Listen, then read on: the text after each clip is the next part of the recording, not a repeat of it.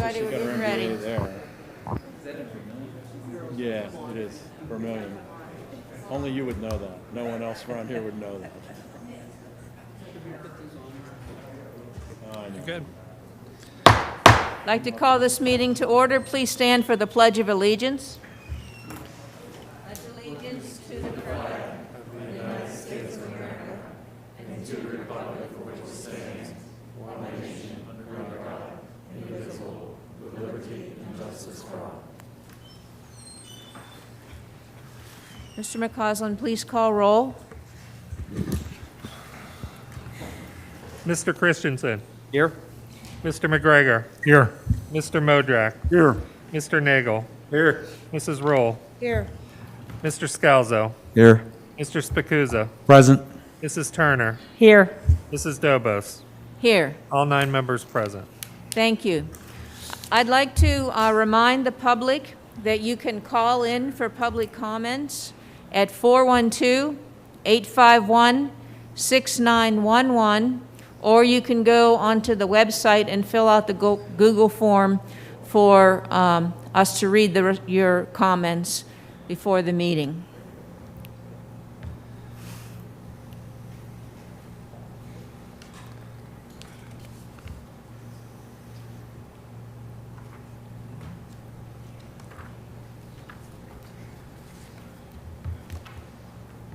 Okay, each year, the school board seeks to recognize some of the outstanding achievements within the Bethel Park School District. Tonight's recognition is of Bethel Park High School's most successful teams and student athletes. As you know, the pandemic wiped out last year's spring sports season, which was obviously devastating to all of the young men and young women who prepared so diligently for so long to compete. That is what makes their success this year especially gratifying. I'd like at this time to introduce our athletic director, Mr. Dan Sloan, to come forward and to make some of those recognitions. All right, thank you. I want to first thank everyone for having us up here to recognize our student athletes that deserve this honor.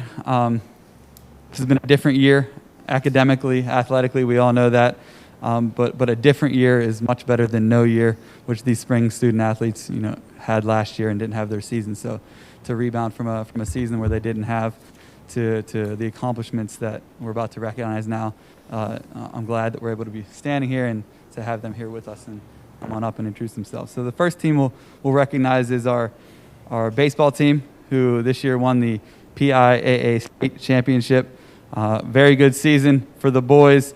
They kind of followed the 1988 team's path, where they lost a heartbreaker in the WPIAL Championships, but were able to rebound and go on to win the state championship last week. So I'd like to introduce head coach Pat Zender to come on up and introduce his coaches and student athletes that are with us today and just tell us a few words on his season. All right. Hi, everybody. I'm Pat Zender. I'm the head baseball coach here at Bethel Park. First real season that I was able to be a part of, and very fortunate to have this great group of guys here and who couldn't make it tonight, as well as assistant coaches. They work so hard all season long, and it really is nice when all the hard work and all the time and effort they put in to be able to win a championship at the end. Makes it all kind of feel validates all the work they put in during the regular season. So very thankful and fortunate to have this great group of guys here. Starting down at the corner here, Jimmy Gasper is a senior on the team, pitcher infielder. Sawyer DeAndrea, also a senior. Come on up as he's introducing come on you, up, Jim. please. Yeah, Jimmy Gasper right here. Sawyer DeAndrea, catcher infielder for us as well. Larry Kusan, senior as well, infield and outfield. Zach Sackett, catcher and infielder and outfielder really for us, pretty much does it all. Zach also is one of the guys who had multiple walk-off hits in the playoffs and really came in, performed in clutch situations. Eric Chalice, another senior pitcher outfielder, our ace all year long, and going to Kent State and going to do some great things there as well. Jimmy Gasper is going to St. Vincent. Sawyer DeAndrea is going to Bethany. Larry Kusan's going to Davis and Elkins. Zach Sackett at Geneva. So all these guys are continuing to play this great game of baseball at the next level, and I couldn't be happier for what they're about to do, and I can't wait to follow them at the next step. And then David Kessler is our junior representative here, but he was a team captain this year. He's carrying the trophy as well, and was our starting shortstop and 3-hitter. And had the walk-off inside the park home run, or some would call it a triple with an error, in the state semifinal game to get us to the championship. So that was obviously a very exciting play, very exciting game. Coach Rinaldi he's been a part of this program for a long time, even before I got here as the junior varsity coach, and he's done some great things and works with the outfielders and base runners and pretty much does everything that you could think of. And I'm very fortunate to have his help this year. He's an encyclopedia of baseball knowledge. And then Kyle Nicholson is our pitching coach, and obviously did a great job in our playoff run. In our 8 playoff games, we didn't let up any more than 2 runs in any game, and that's a testament to our pitching staff and the great information and the way that he's able to convey that information to the players, and it really made a difference. He played baseball at Texas A&M and got drafted by the Giants, so he knows what he's talking about, and I was very fortunate that he was willing to help us out, and especially being my first year, really relied heavily on these two assistants, and I can't thank them enough. So thank you guys for honoring us.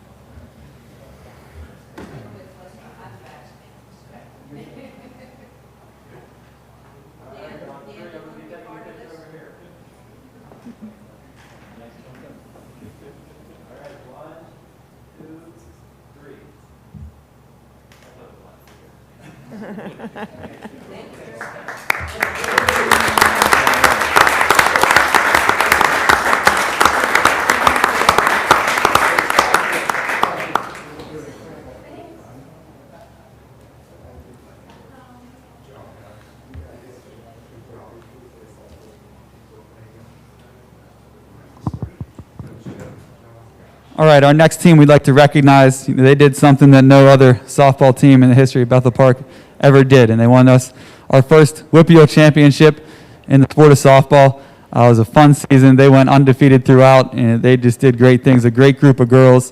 It was really fun to watch them throughout their season and their playoff run, and again, do something that no other team in Bethel Park has ever done on the softball field. So it was fantastic for our 2021 WPIAL champion softball team. Joining us via WebEx is Coach Heather Scott, and she is. Can you hear us there? Yep, I can hear you. Awesome. So we'll have you go ahead and introduce your players and coaches that are here with us, and talk a little bit about the season. All right. First up, I'm going to talk about the 2 coaches that are there: Donna DiCarlo and Carly Schoenstein. Donna works with our corner players.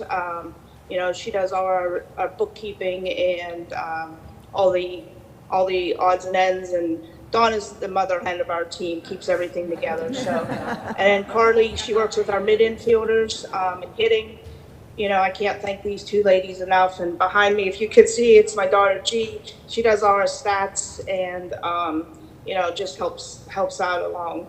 And the players we have there, Sandra Soltis, she's our catcher, and she was the big hitter of the WPIAL game with a grand slam and a 2-run home run. So Sandra Soltis. Next up, we have Delaney Sirka, our second baseman, who, I can't say enough about her play this season. I think she only had like 2 errors all season. She kept that mid infield along with Reagan, who's unable to be there, together. Then we have our freshman that helped us out, kind of filled in, when we needed runners, outfielders. First one up is Elena Owens. She's one of our backup pitchers. And then we have Savannah Knopf. Savannah filled in for us with at third base and outfield when we needed her. Belinda Bova. Belinda, again, filled in, whatever we needed. Our DP, she played outfield for us as well. And then one of our speedsters on our team is Lupe McAvenny. And that's our group that's able to be there today. I can't say enough about these girls. They worked hard, and they're hard work and dedication. That's why they're there, and we're able to make history for the Bethel Park School District and for the community. And I want to congratulate the boys on the state championship, and I want to thank the community. It was really cool watching the games as we kept winning. More and more, people kept coming out to our games. So I know at the Whitfield Championship, we had tons of people. It was exciting. So also, I want to thank you guys for having us and letting us represent tonight. Thank you.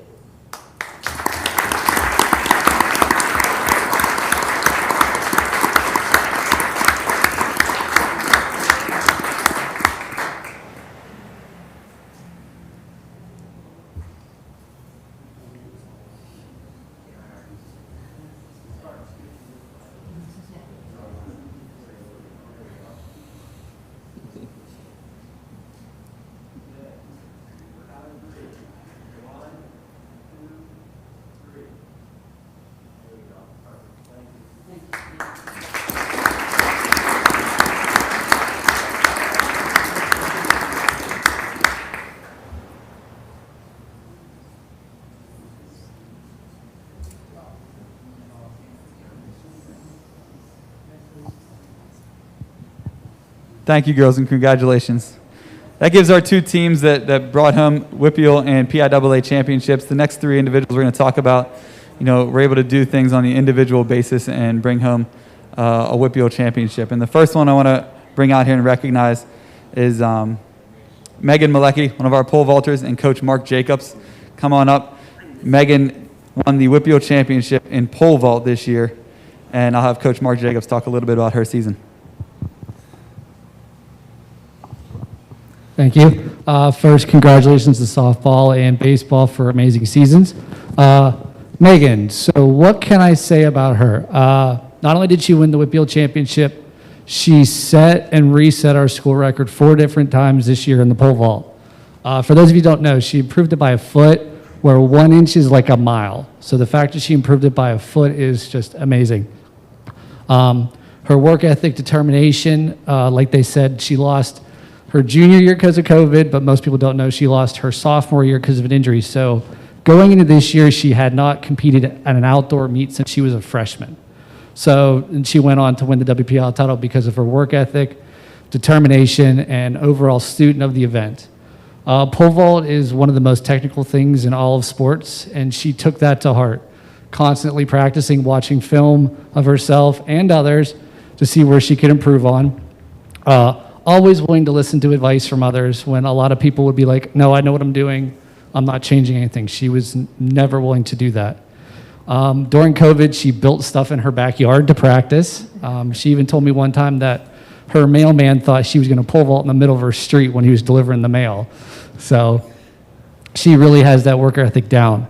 And that really paid off at Whitfields. It did not go well for her to start. She missed her first 2 attempts, and in the vault, when you miss 3 times, you're done.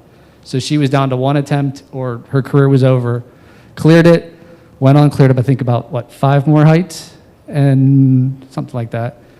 Her second best vault ever, and it was a 4-hour competition, and I'll say probably one of the better vault fields I've ever seen. So very proud of you for 4 years. She's going to Millersville, which I cannot wait to see how high you vault there.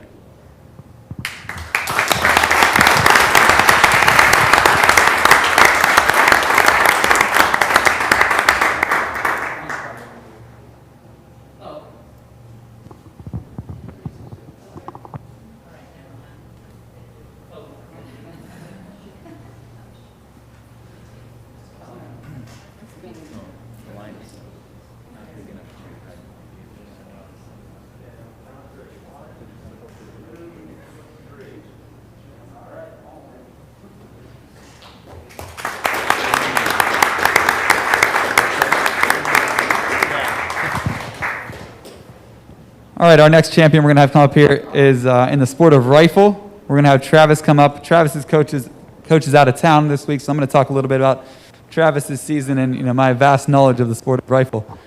My quick story with Travis. Their season this year was much different. They did all virtual meets. They didn't get to compete against teams mano a mano there because of the pandemic and the closeness of the sport of rifle.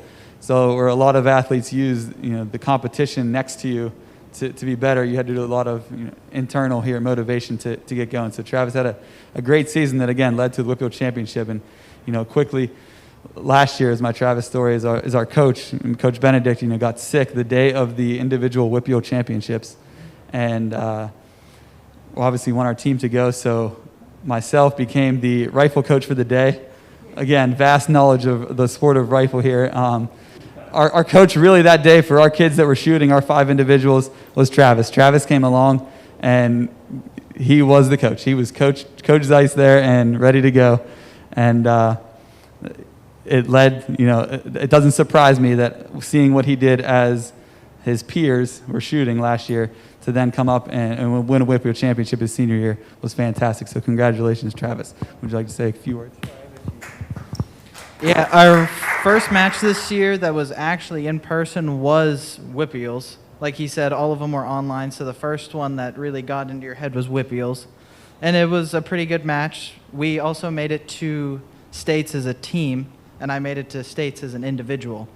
And it was pretty good actually getting to shoot side by side with people, especially because we could sit next to and lay next to those that we were shooting with on our team because we did 3 per relay. And it was a great time and all, especially individuals, other than making the team stay there a bit too long. But I got the medal out of it, so. Thank you for having me here. And if Coach ever hears this, thank you for everything you've done for us and the team. I really appreciate it. You've made me a better person. So thank you, everyone.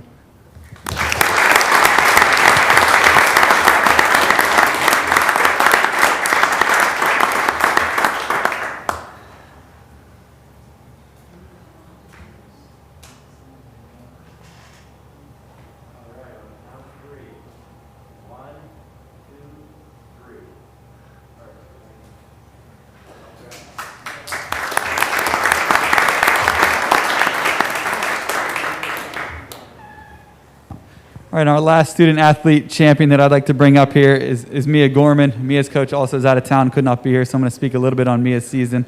Mia, in the fall, won the singles girls Whitfield Championship, 3rd time's a charm as we entered the tournament, right? Mia, I think, competed in a fall sport, and I think in the fall season, that was the most difficult. We were going into the unknown. We didn't really know what we were getting into yet with everything and the protocols that were in place. Even playing an outdoor sport, we still, I'm sure you all remember what August and September were like, even though that was really long ago, or seems like it. So what Mia was able to accomplish, again, mentally, internal motivation when you're out on the tennis court. I've gotten into tennis in recent years, and my wife is a tennis player, so I've gotten to know it, and I've gotten to appreciate it now. I really enjoy watching Mia play again. I said 3rd time's a charm. She entered the Whitfield tournament her freshman and her sophomore years, and did advance to the state tournament both years via a 3rd place consolation win, and this year was able to enter that and get over that hump and win the Whitfield Championship and enter state tournament again, where she went on to the finals of the state championship. So she was a runner-up at the state level as well, so that's another feat that shouldn't not be talked about. So we have big things ahead for her senior year, I think. I'm sure she does, lofty goals as well. So we want to congratulate Mia on her Whitfield Championship. Would you like to just say a few words and thank you? I just want to say thank you, and I look forward to doing it again.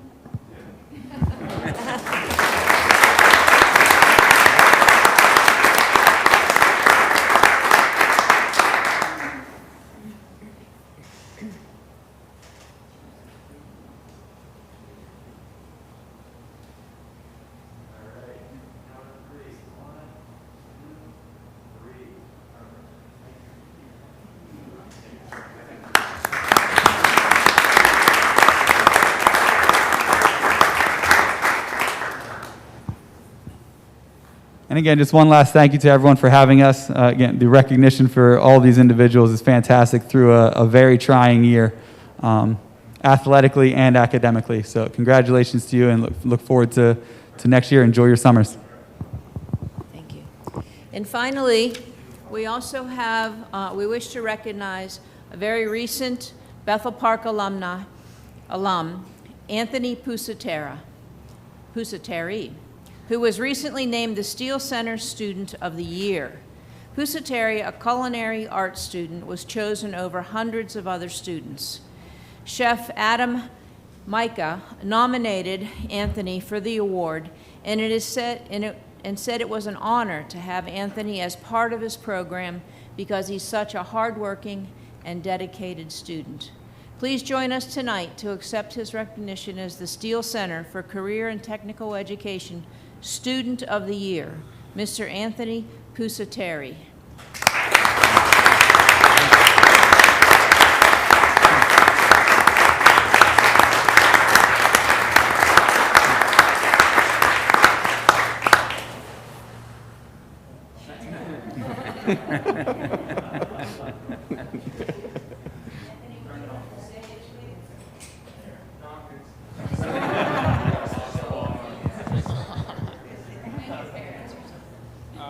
I gotta say thanks to mainly my teacher for pushing me and always telling me to do my homework even though I didn't want to. I don't know. I learned a lot from him. It was really great spending 3 years under someone that I thought more of a friend than a teacher. I think we'll be seeing Anthony in a great prominent restaurant one of these days. Head chef.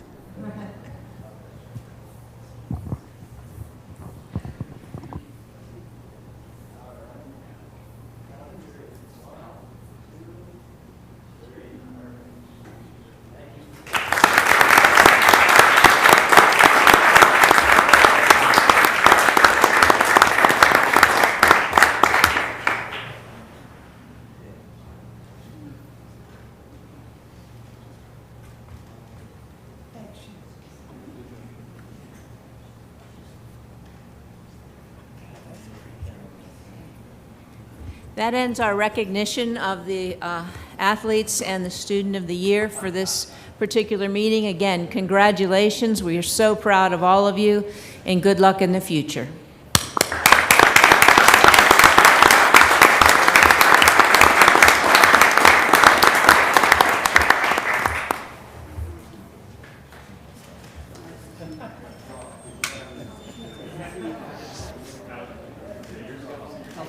Keep exercising, okay?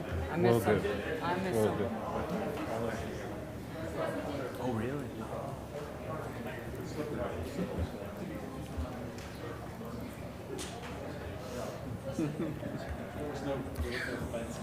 Well, when the line was wider, I was hidden.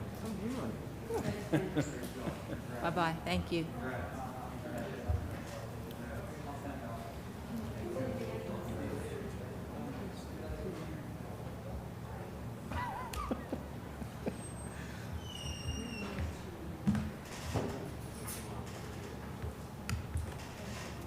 Oh, okay. At this time, we're going to have a presentation about the final general fund budget from Mr. McCausland, our financial director.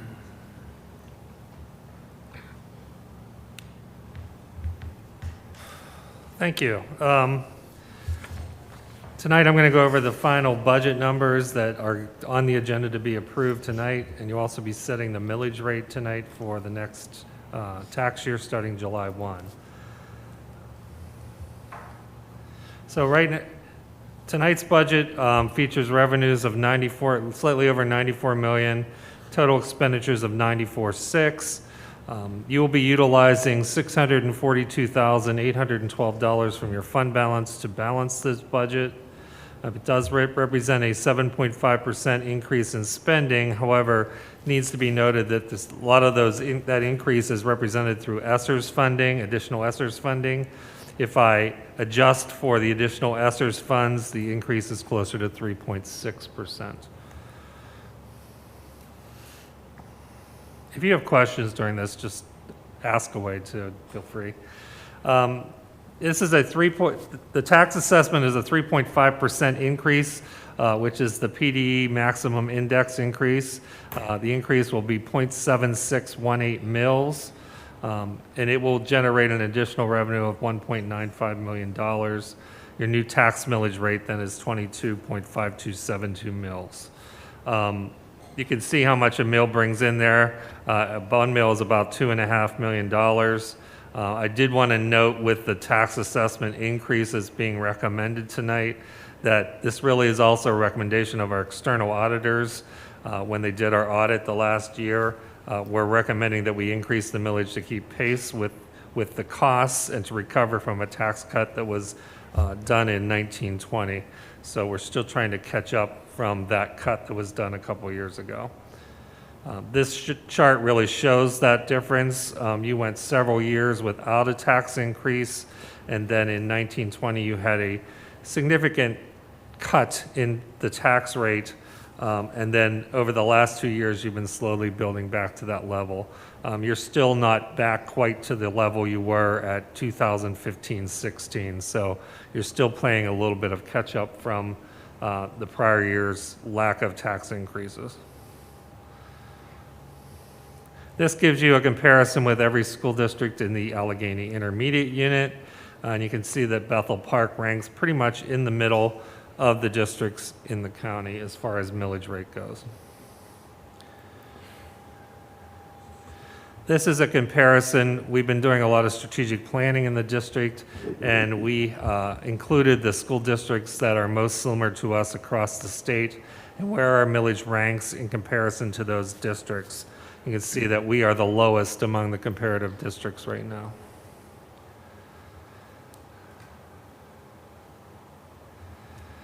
This is a chart you've seen many times before, nothing new here. This shows all of your revenue sources broken down by local, state, and federal sources and other sources.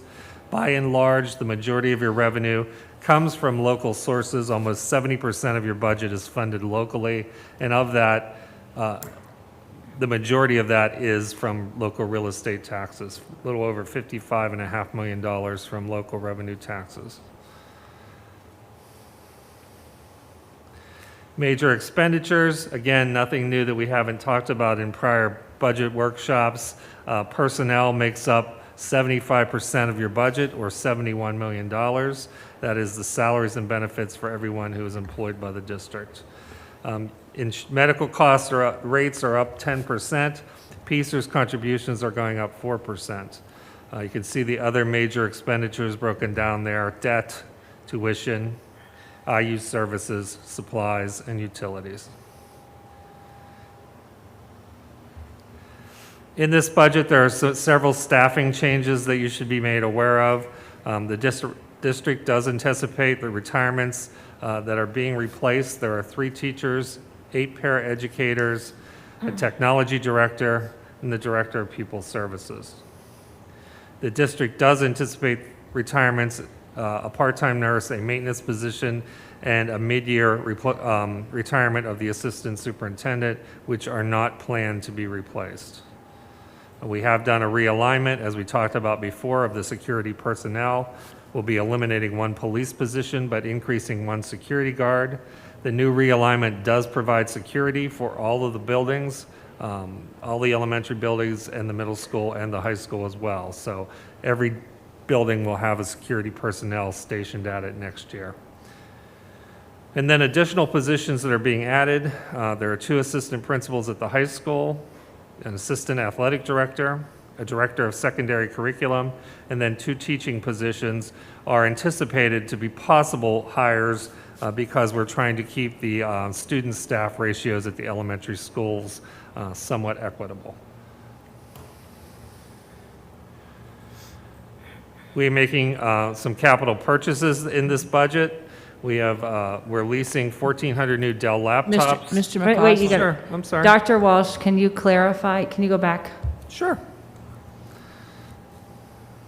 The third one on additional personnel.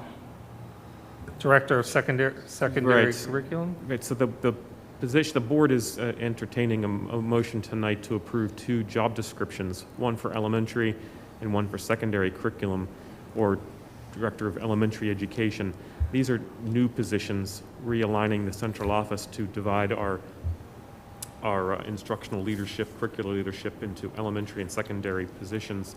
And we're going to advertise for a person to come in and take one of either of those positions. And Mrs. Wells, of course, is existing here in the district, so we're going to find goodness of fit based on the candidates that we receive applying for that position.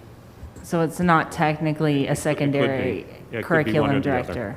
No. Yeah. I mean, the new, Curriculum. technically speaking, we're going from one curriculum leadership under Dr. O'Rourke and Mrs. Wells to 2 curriculum leaderships with elementary and secondary orientation. I understand prior to my arrival, this was one of the ways the district had been organized previously. Correct, but what I'm saying is we're approving 2 positions tonight. One may be filled internally, one may not be filled internally. We could Correct. possibly be filling 2 new positions. And Yeah, the internal candidate yeah, goes in possibly. another situation. Yeah, we'll see how the candidates shake out, yeah.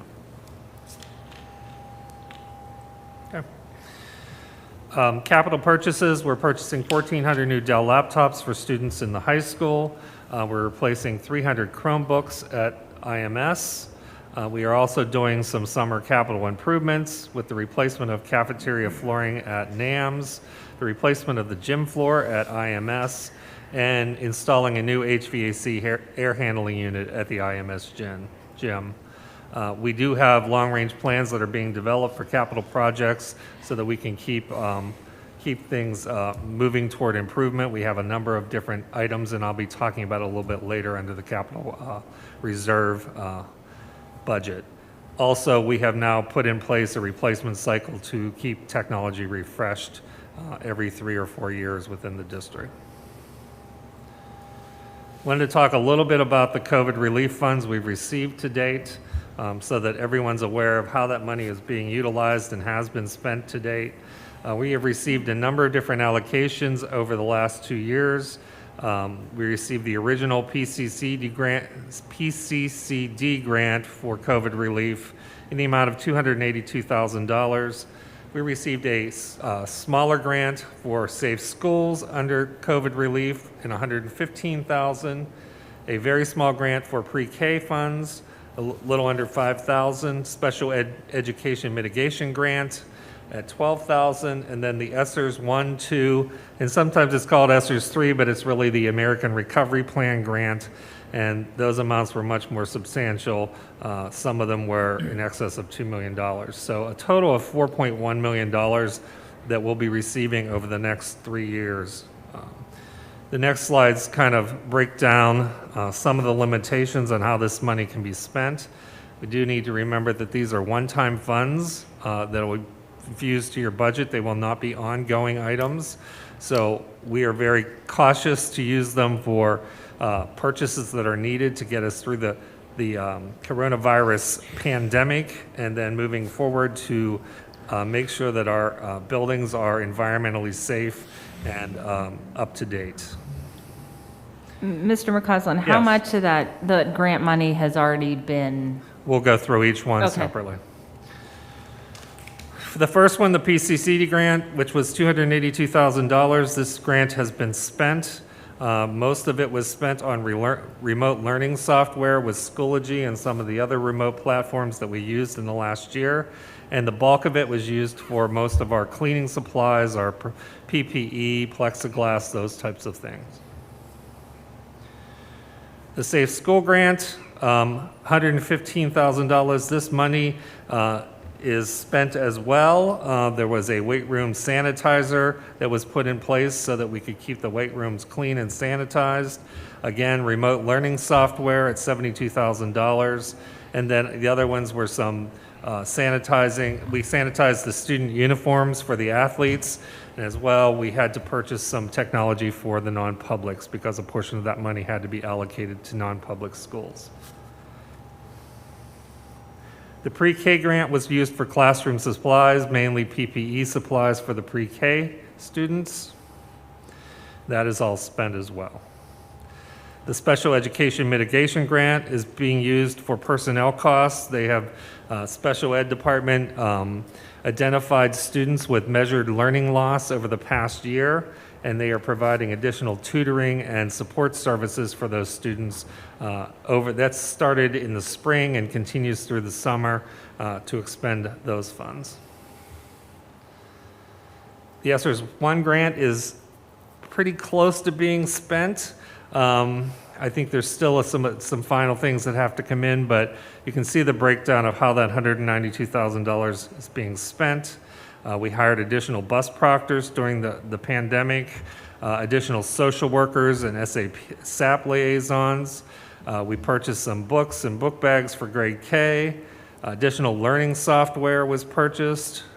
We had a computer intern to assist with online learning software with our teachers. We purchased a touchless remote like vision screener that we were able to do our vision screening of the students during the pandemic. And the non-publics, again, received a portion of that funding that went toward technology purchases. The ESSERS 2 grant has not been spent. These funds are going to be used for some of the upcoming projects at NAMS relating to the windows, the flooring, the gym floor, as well as IMS's gym floor and air handling units.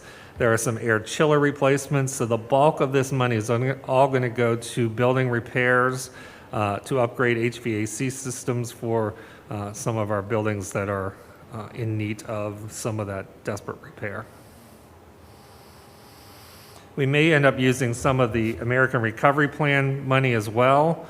I didn't highlight here, but you can see in the slides that when the money has to be spent by. We have through next year to spend ESSERS 2, and then ESSERS 3, or the American Recovery Plan grant, we have till 2023 to spend.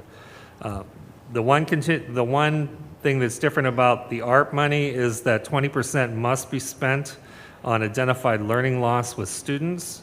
That's why you have the summer education program going on. A lot of the staff, a lot of the supplies, the software that they're going to be using, and so on, will be coming out of those funds. We are also going to continue those HVAC upgrades at IMS and NAMS with the additional money. So that's, any questions on the ESSERS money and all of how that's going to be spent? Wanted to talk a little bit about this because it's on your agenda tonight as far as committing fund balance. Fund balance has to be committed by board action, and right now we have a number of different categories where fund balance is allocated between a legal trust, severances, benefits, tax refunds, and I am recommending to you a slightly different allocation, as you can see in the second column, that we eliminate the tax refund amount. That was probably established back when they did a reassessment of the county, and you probably need to set some money aside for any significant changes in reassessment. That has now since passed, so that as well as the benefits amount, I think it's a good idea to put some money in there for severances and benefits that you have contractual obligations to comply with, but I think that the $12 million is probably more associated with PSERS increases that were going to occur over years. You have since seen that time pass, and the increases now that we're seeing are much less severe than it was in the prior 5, 6, 7 years. So therefore, I would say it would probably be smart, given where we know we have to go with some of the reparations to the middle school and NAMS, and possibly some of the elementaries, that we perhaps commit more of money toward capital projects so that you can avoid borrowing additional money that you don't need to complete those projects. I'll open it up for comments. I know that when we allocate money into the capital fund balance, we can't touch it. That's not what this is, right? This is That's just correct. This will stay in the general fund and will be committed by you, and then any board can uncommit it or recommit it for some other purpose, but Okay. it doesn't have to necessarily be capital projects. This gives you a little more flexibility to do something with that 10 million that if the situation changes for you. Once you move money into capital reserve, it must be used for capital projects or to pay down bond issue. Okay, thank you. So, Cannot be moved back. so would that capital projects committed fund be a replacement of the capital reserve? No, fund, it would or not. It just gives you, I kind of look at it as diversifying your ability to do something with money. It gives you a little more flexibility here. If your needs change in the future, you can reassign it or recommit it for a different purpose. But once you move money to capital reserve, which I think is also a good strategy, and I think you should continue to do that, it has to be used on a capital item or to pay down debt service and can never be moved back to your general fund. That's school code, so.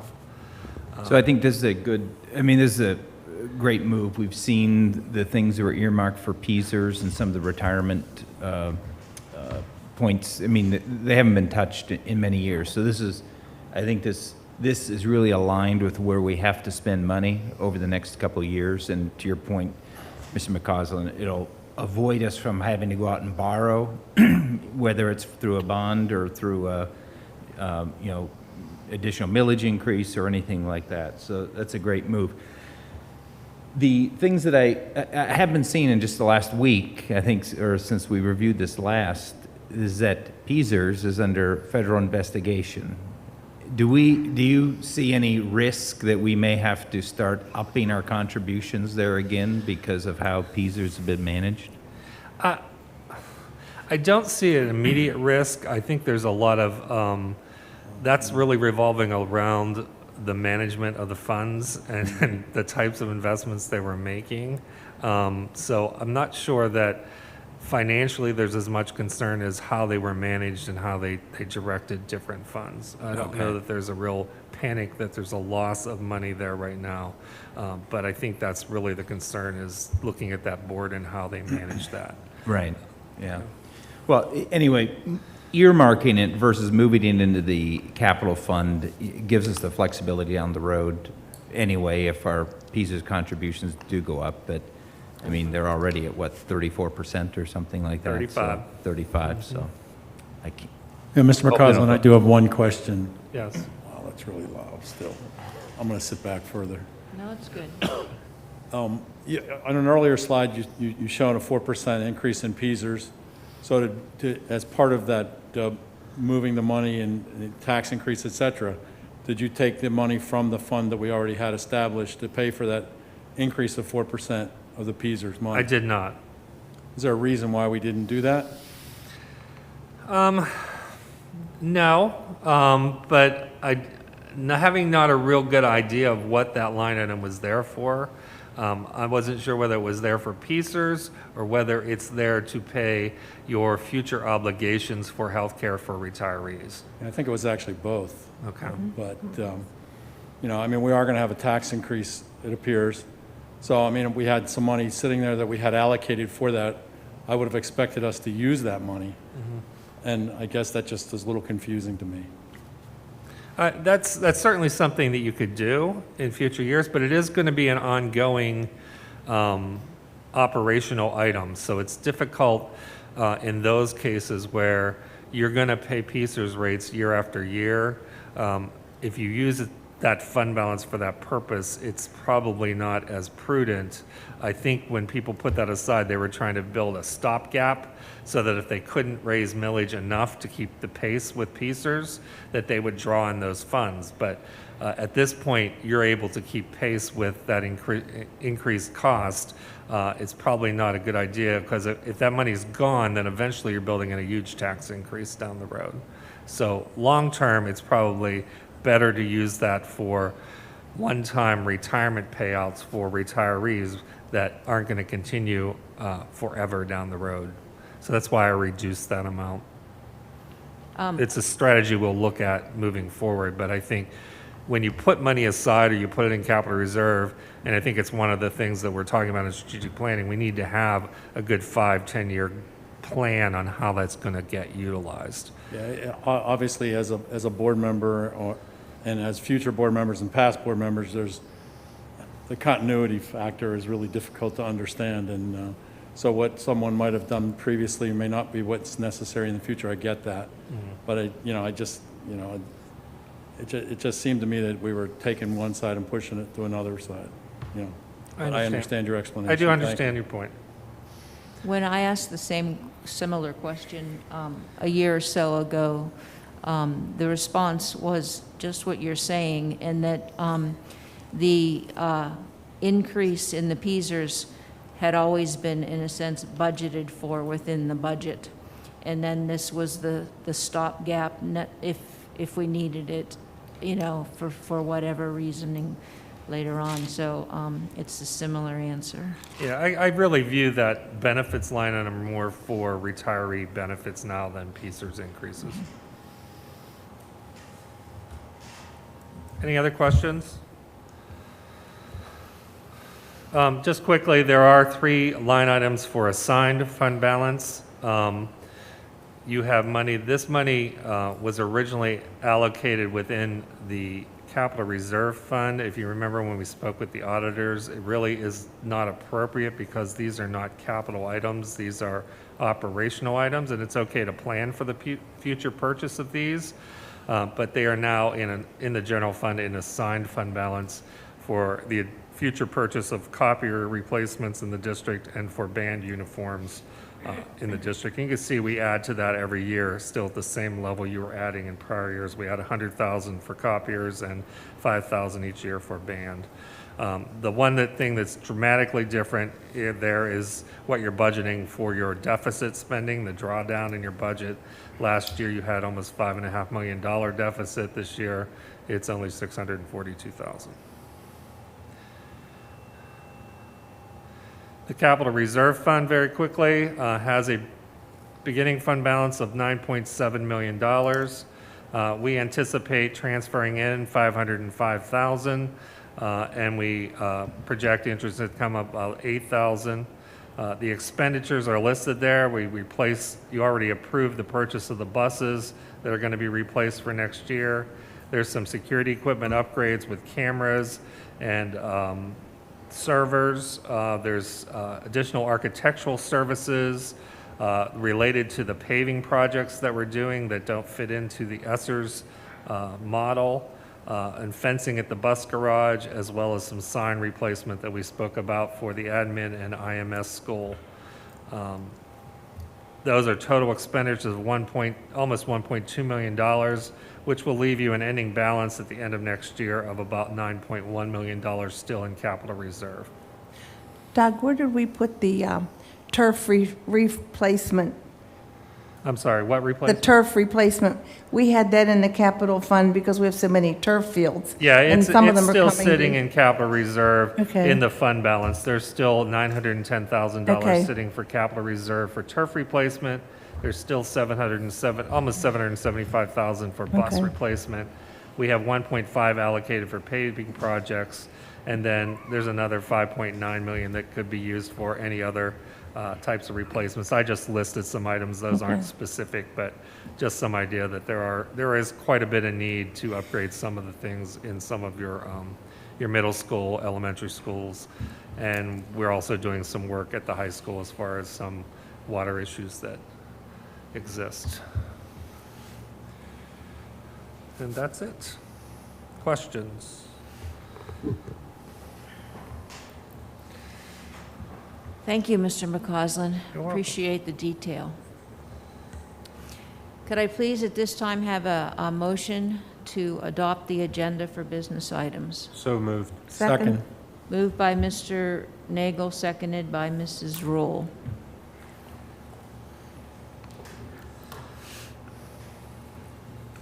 Voting is open.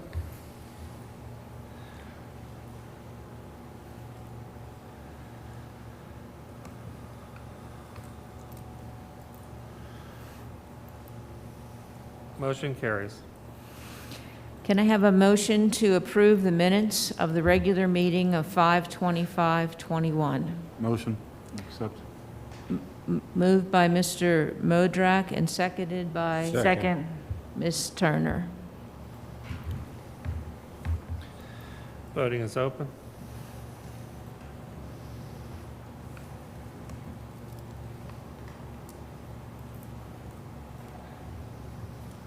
Motion carries. I'd like to announce executive sessions on June 15th, 2021, and June 22nd, 2021, for personnel, other legal matters, and to receive information.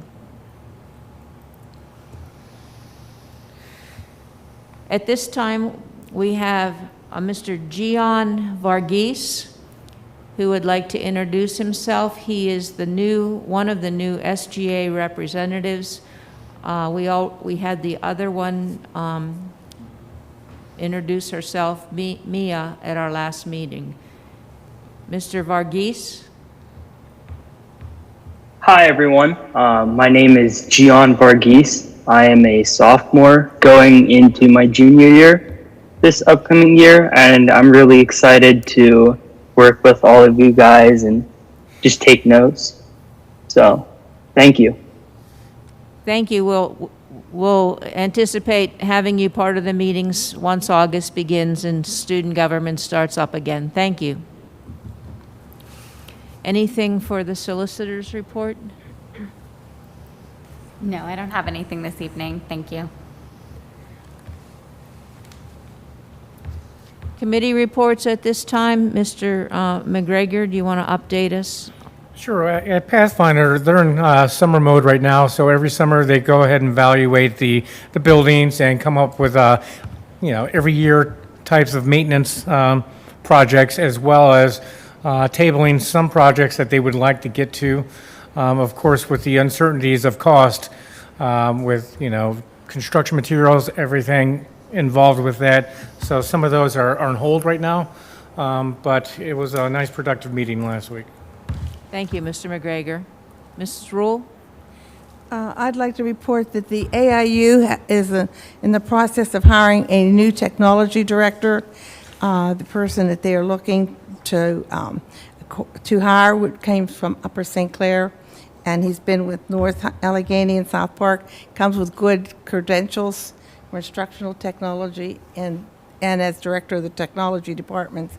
So he's probably going to be a good resource for us when I look at his credentials to help us out with some of the things we've maybe been encountering. We're also are evaluating our director, who's only been in place less than a year.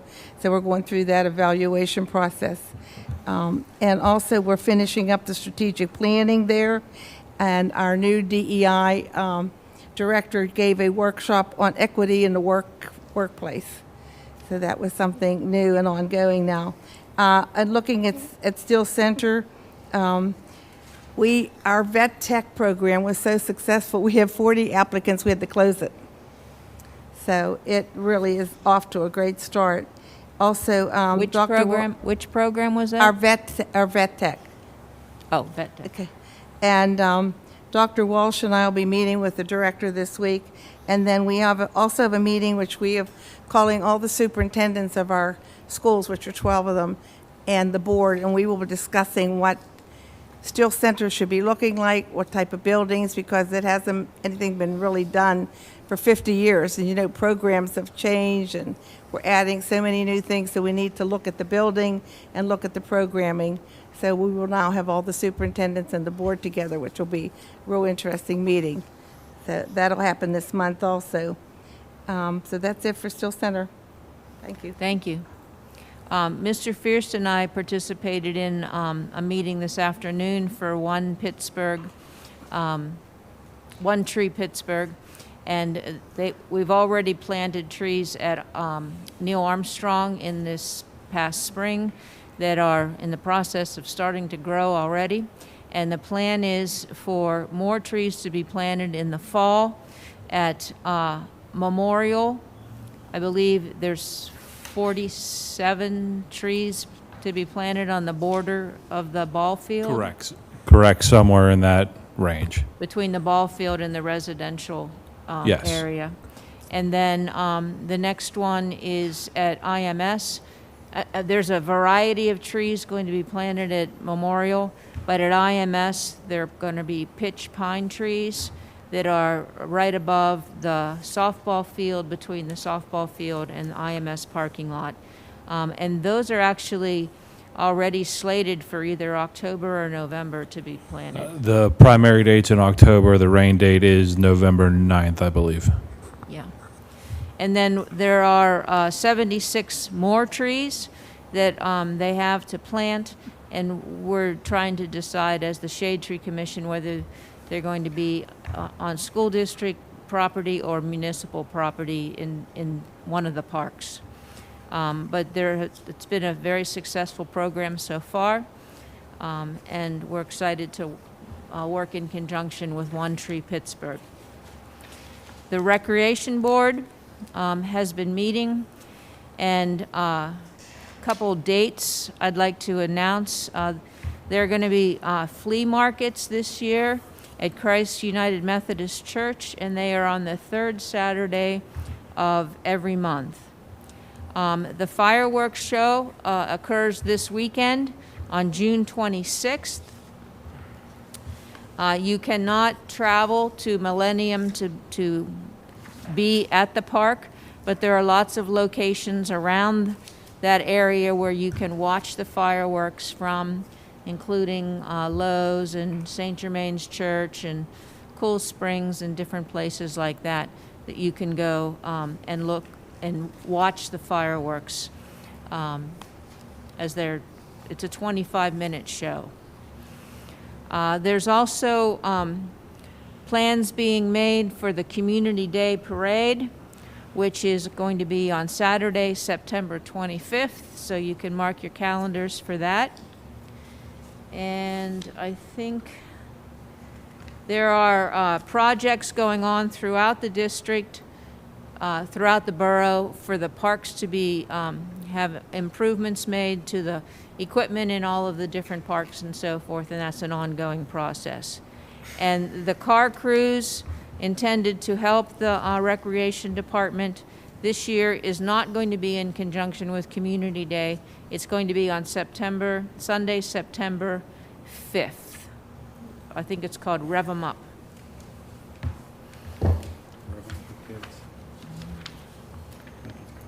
And that's all I have from the Rec Board. Anybody have any other committees that you want to report on?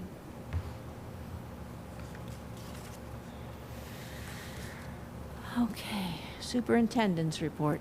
Thank you, Mrs. Dobus. Good evening, everyone. Three things for my part of the agenda tonight. But before I get into them, I just want to say what a great way to open the meeting with the students and high-achieving scholars, as well as athletic achievements and championships. It was a nice way to open the meeting, and we should do that more often, shouldn't we? State champions and Whitfield champions and any other great things that our kids are doing. And we probably could every month have a group like that in here for the great stuff that we see happening.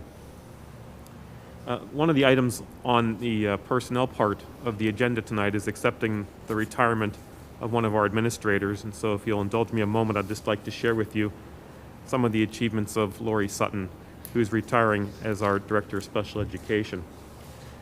Lori started with the district in 2003. She was the Assistant Director of Special Ed, and she was then promoted to the Director's position in 2013 and still remains in the job.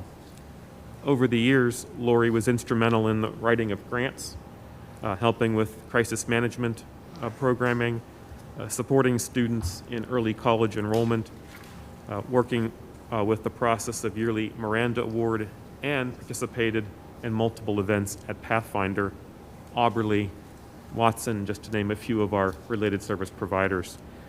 She's a great educational leader, a powerful advocate for kids, and she'll be missed. Wishing her a long and happy retirement. Number two, I wanted to give the board, although most of you would know from your firsthand experience, that the strategic planning process is very well underway. We're now working in subcommittees.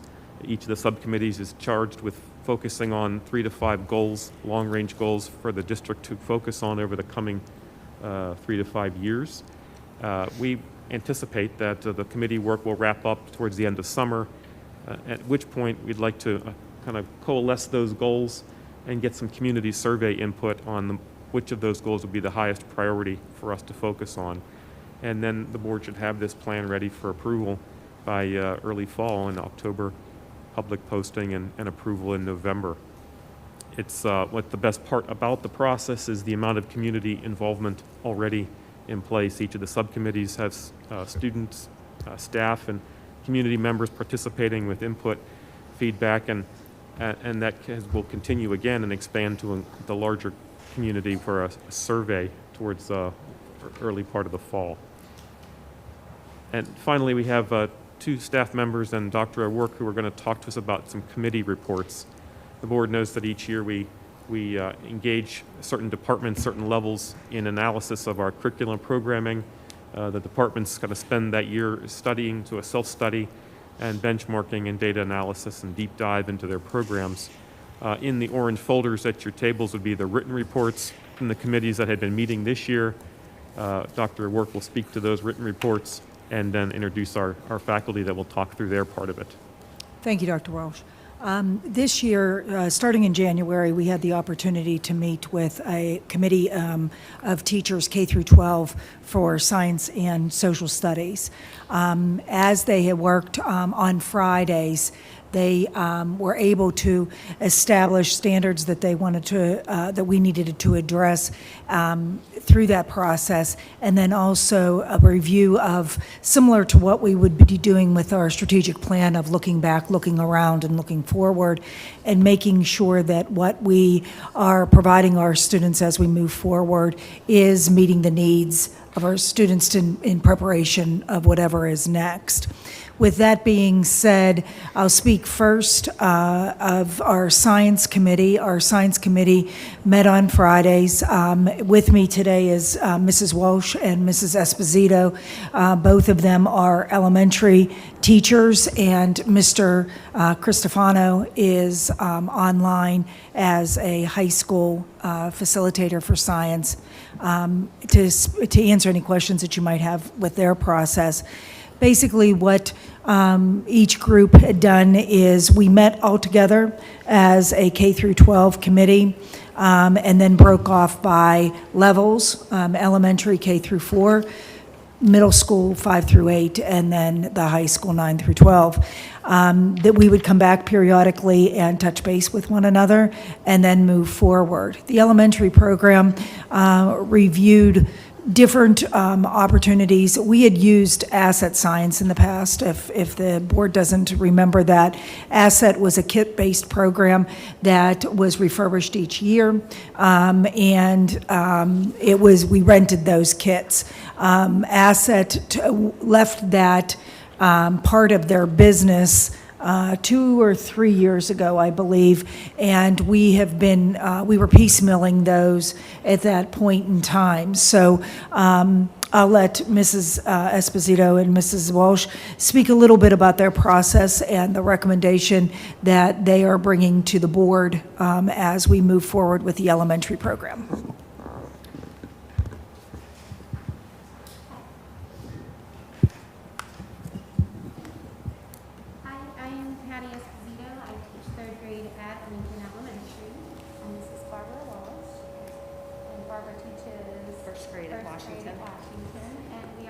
You might have to take your mask off. We really can't hear you. And we had Amy Luzader, a third grade teacher, and Brittany Thomas, who is our second grade teacher. And we worked real well together as an elementary science committee. Our recommendation, we would like to recommend Smithsonian Science for the classroom. We did look at other programs. We spent a lot of time on, especially on Fridays, but we spent a lot of time looking at programs and really meeting with representatives from those programs. We looked at FOSS, Amplify, Inspire, and we really liked the Smithsonian. We got to pilot it. What I thought was nice about, from a science perspective, we were looking at the NGSS standards. Everything was aligned with the NGSS standards. And lucky for us, I thought, because those are the standards, everyone that we looked at, when we looked at FOSS, when we looked at Amplify, they were all pretty much the same concepts, the same ideas. So you really got to compare them on kind of a uniform or lateral platform. So we really liked the Smithsonian, and that is our recommendation. It reflects real-world practices of scientists and engineers. The students work towards explaining phenomena or designing solutions to problems. It's very hands-on. You've got to tuck in. They can't hear you online. So I don't I know think if your that mic mic, is off. I don't think that microphone's working very well.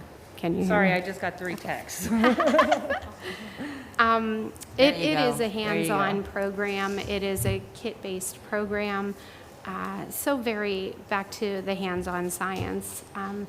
I had an advantage. I got to pilot the Forces in Motion, and we had the same program through our FOSS kit. So I really got to compare those head-to-head and was very happy with Smithsonian. It's hands-on. Their digital resources are wonderful, very user-friendly, just a great resource. The modules are organized into 4 topical strands: life science, earth and space, physical science, and engineering design. I don't know, we really liked it, spent a lot of time. I got to pilot the entire Forces in Motion module, and the kids really had fun really doing science. Even in this COVID environment, we were able to pull that off. So we've had people ask us about the science program at the elementary school and how much time is given to that. Is there a recommendation to increase the time for science? I don't think that we had a recommendation to increase or change the time. I don't know where the time would come from, to be honest. What we typically have done is we teach social studies and science, social studies or science. That's usually that same time frame as far as when we turn in our minutes as our scheduling. So we didn't recommend to change it, just keep it. So the there's way an it's- allocation for that time in every school, the same amount of time for every grade level or whatever? I don't know if the allocation is the same in every grade level, but it is those required minutes per grade level. I think they change per grade level. It's about 40 minutes. We do in 3rd grade about 40 minutes a day of social studies or science, and we kind of bounce between the two.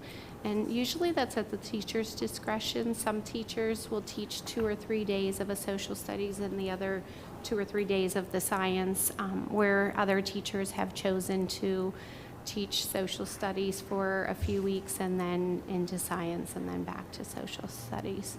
So we didn't not recommend or change the way that we've done that. Okay, but it's reassuring to us to hear that it's being taught, because at one point we thought that it wasn't being taught. Yes, we're excited about it. Great. I think what you were getting to is, what is that time? I know it's allocated on a daily basis for 40 minutes. Is any part of that time ever used by other programs to pull kids from your classrooms? Can you ask that again? Is any? Where was any of that amount of time that they're supposed to be learning about science or social studies used to pull kids from the classroom to do other activities? No. Gosh, in 3rd grade, I don't have to deal with the band schedule, but I'm not aware that we ever pulled from those. Okay. So that may be a building by building and grade level Correct. And discussion. to add to that, there's also time, we integrate with our language arts as well. So the science is also included through some of the language arts. There is integration there. Thank you. So to that point, some of the stuff I've read in the past, and I wanted to get your feel on this, is that ELA and math is taught sometimes more effectively through social studies and science because it's more relatable to the children. It's more real hands-on, so to speak, or tangible things. First, I'd like to get your thoughts on that, and then second, my understanding is that the Wonders program actually incorporates a lot of that through a lot of the social studies and science through Wonders. It does. Certainly, we talk about space, we talk about monuments and history, Oregon Trail in third grade in particular. So it is definitely addressed there. Through this science program, though, they get to really experiment and get their hands on with things. So back to the first part of the question is, do you think more time dedicated to this and more consistency among the schools and grade levels for that time may help with the other subjects? I would always love more time. I don't know where it comes from, to be honest. If you ask me for each of my subjects, I would love more time for ELA. I would love more time for math. I have been very successful with the time that we have for our social studies science. And there's always that little wiggle room where you can pull from things at different times of the day whenever you need more time. So the time that we have had has been enough. Did you have a representative from each of the elementary schools at the grade level that you're talking about, or to review this, or how did this work? There was representative from each grade level, but not from each elementary school Oh. of each grade. Oh, okay. So the other elementary schools at your grade level don't really know about this, or do they? Well, I they guess we're know. talking about trying to get some consistency among all the buildings. And The way that the committees, Mrs. Roll, the way that the committees run is that a posting is put out, and then people that are interested can volunteer. Oh, okay. In the case of the science and social studies that we've done recently, we accepted everybody that volunteered. Oh, okay. So whoever was in that volunteer realm, we didn't get as many volunteers as we would like. What happens at the next level is we go through this process. If the committee is the one that is driven to make a decision, then that is given to the staff development and the professional development, and the introduction of the content and the materials then become part of the teacher's practice starting next year from every grade level at each building. So the consistency becomes, the curriculum then gets written, the resources are listed, and then no matter what elementary school the kids are attending, they then are using that curriculum. Okay. There is But autonomy isn't it- all the time in a teacher's classroom to make some decisions on how they teach to some degree, but there's required documents and required materials that are used, and then they supplement. But how is that process different than what we have followed in the past? It's not. It is It's not. the same process, right? Correct. Well, the one And I piece think- that, let me It's interject, governed there by is a piece that would CBA. happen, Dr. Work, after the board has a chance to review these pieces. There are some things that we're going to need their approval for Yes. purchase. And then we also post for a curriculum writer, an author to Correct. write the curriculum over the course of a year. Then it becomes part of the accepted or the adopted curriculum of the district. So after you've had a chance to review these reports, we'll come back to the board in July for some approvals of some of the recommendations that are in there. Okay. And then we'll post for curriculum writers at each of those grade levels to write the scope and sequence of those science kits and the other materials that are on the agenda for approval. Yeah, So okay. you're not approving anything tonight because you're just getting these reports. Sure. But we'll be back to you in July for that next step. Okay. So No, I mean, my question before was, I just want to understand the process because, we've been talking a lot and becoming a lot more aware that we actually lack consistency across, and part of it's a challenge because we have so many buildings. So I guess, maybe that's something we can address in the final curriculum proposal is how we develop a little bit more consistency across buildings, across classrooms, you know, at the same grade level. I think, and the teachers could speak to a little bit of this, I think when we adopt new curriculum as we've gone through, the consistency begins, the teachers are very consistent, but as the years progress and when we've done the last adoption, people sway. In this particular case with science, Asset, pulled the rug from underneath of us for all practical purposes, and then we piecemealed and didn't address it. So the inconsistency of science and social study, in science particular for the last few years, was blatant just because we did not move forward with any committee work. I feel confident that as this group and the group beyond me continues to develop those things as a curriculum, and then the principals making sure that what is being taught in the classrooms will make a help with that consistency as we move forward. So, as one additional question on this. So, you know, when you look at STEAM, you know, is there a way to maybe capture a little bit more, you know, science and math throughout the curriculum, you know, by, you know, adopting some STEAM principles? And I think you mentioned, like, you know, Oregon Trail as an example, but can we really be successful incorporating a larger STEAM approach into the curriculum without kind of evaluating all the curriculum at the same time? I mean, how would that happen? We had, historically, in 2014-15, we had a STEAM committee that actually was meeting at that time and made some recommendations, and it didn't move forward. However, this group, in their process of looking at the science, also looked at the STEAM kits, and their recommendation is to purchase those STEAM kits so the elementary schools will develop STEAM days and integrate into what they are currently doing.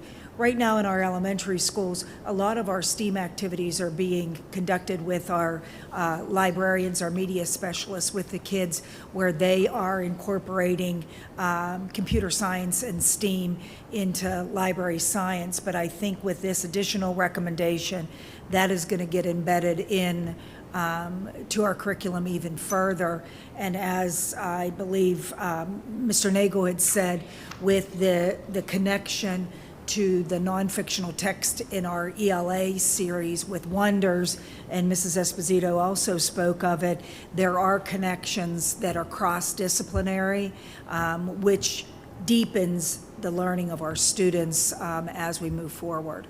Okay, So- but I'm just wondering if that, and again, this isn't, you know, criticism, just some thoughts of, you know, that approach seems to be like an accidental approach to STEAM versus a deliberate approach to STEAM. And I'm just wondering, how do you actually get STEAM into the curriculum without kind of evaluating all the curriculum? Well, there, as Dr. O'Rourke was saying, there was a STEAM committee. I was the board liaison on that committee, and then it was kind of disbanded. So that's science, but there can be a STEAM curriculum committee, K through 12, to do exactly what you're talking about in the future and so forth. I don't think it's not been in effect for like 2 years, right? It is not, and a lot of our neighboring schools with the integration of STEAM have made that a STEAM coordinator, you know, that has moved forward. I know that was part of the recommendation at the time, was to kind of incorporate that, have STEAM as almost a extra special, so to speak, is what we had a group. I don't know if these ladies were involved, but we had gone and visited South Fayette. We had gone and visited Elizabeth Forward and a couple others in making that direction. I think that's definitely maybe something that will come out of the strategic plan that the district definitely can improve upon, without a doubt. There's no doubt. I think this board here, we've shown that, you know, we're more focused on improving our education. Because you're right, that was in place, and like Dr. O'Rourke said, 2-3 years ago, it kind of took the wayside. But as we come with our plan, strategic plan, and our educational goals, maybe that takes again to the forefront. STEAM has come up also in the curriculum subcommittee, so we've discussed that too. It's been a common thread among some people in the group, K through 12. Yeah. So we're working on that. Hopefully we can get to that goal. You know, maybe it's a broader focus of this science curriculum review, but, you know, maybe that should be some of the actual, you know, outcomes of the committee is how to inject that into other parts of the curriculum, because, you know, I think we need to be deliberate. Otherwise, you know, our approach so far has been, you know, which I think is the exact opposite of what STEAM's supposed to be, is to evaluate STEAM as a singular function. And that's not what it's supposed to be. It's supposed to be more integrated across the curriculum. And so the only way you can do that is to evaluate your whole curriculum, I think. So maybe there's an opportunity to, you know, make some recommendations of how science could be incorporated in other parts of the curriculum or math. If that's our wish. If that's our wish. Yes. Yes. Yeah. Yes. So with that being said, going on to 5th and 6th grade, if I could. Can we ask one? I just one more question. Sure. I have one, You too. too. So on the 3rd page, under your recommendations, it doesn't really outline this scope and sequence, and it looks like kindergarten is only going to do it if it's a full-day program, and 1st and 2nd grade, it's optional. So can you sort of explain what those words mean? Or what that, I mean, is this a program K through 4 that you're talking about, or is this something that's going to be optional in grade 1 and 2, or is that just STEM and not the Smithsonian? Do you understand my question? Yeah, did you want to address it, or would you like me to? Yeah. If the STEM is the optional part of that. So that's not the Smithsonian scope and No. sequence that we're adopting K through 4? 1 through 4. Oh, 1 through 4. Yeah. Okay. And science currently is a 1 through 12 curriculum. Science is a standalone in the kindergarten. It is not. I was curious because I was reading optional and ifs and so forth. So that the bullets there are the optional part, but what we're actually going to implement is the Smithsonian scope and sequence, which is not this STEM thing. Okay, I just wanted to clarify that for my own purposes. Dr. Walsh, I have a question.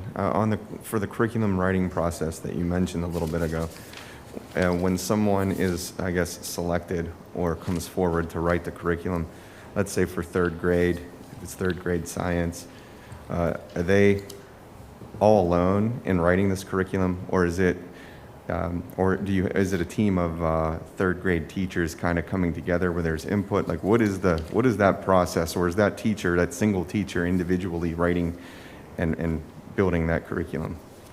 Good question. I confess to you that I It haven't can been a be- part of that.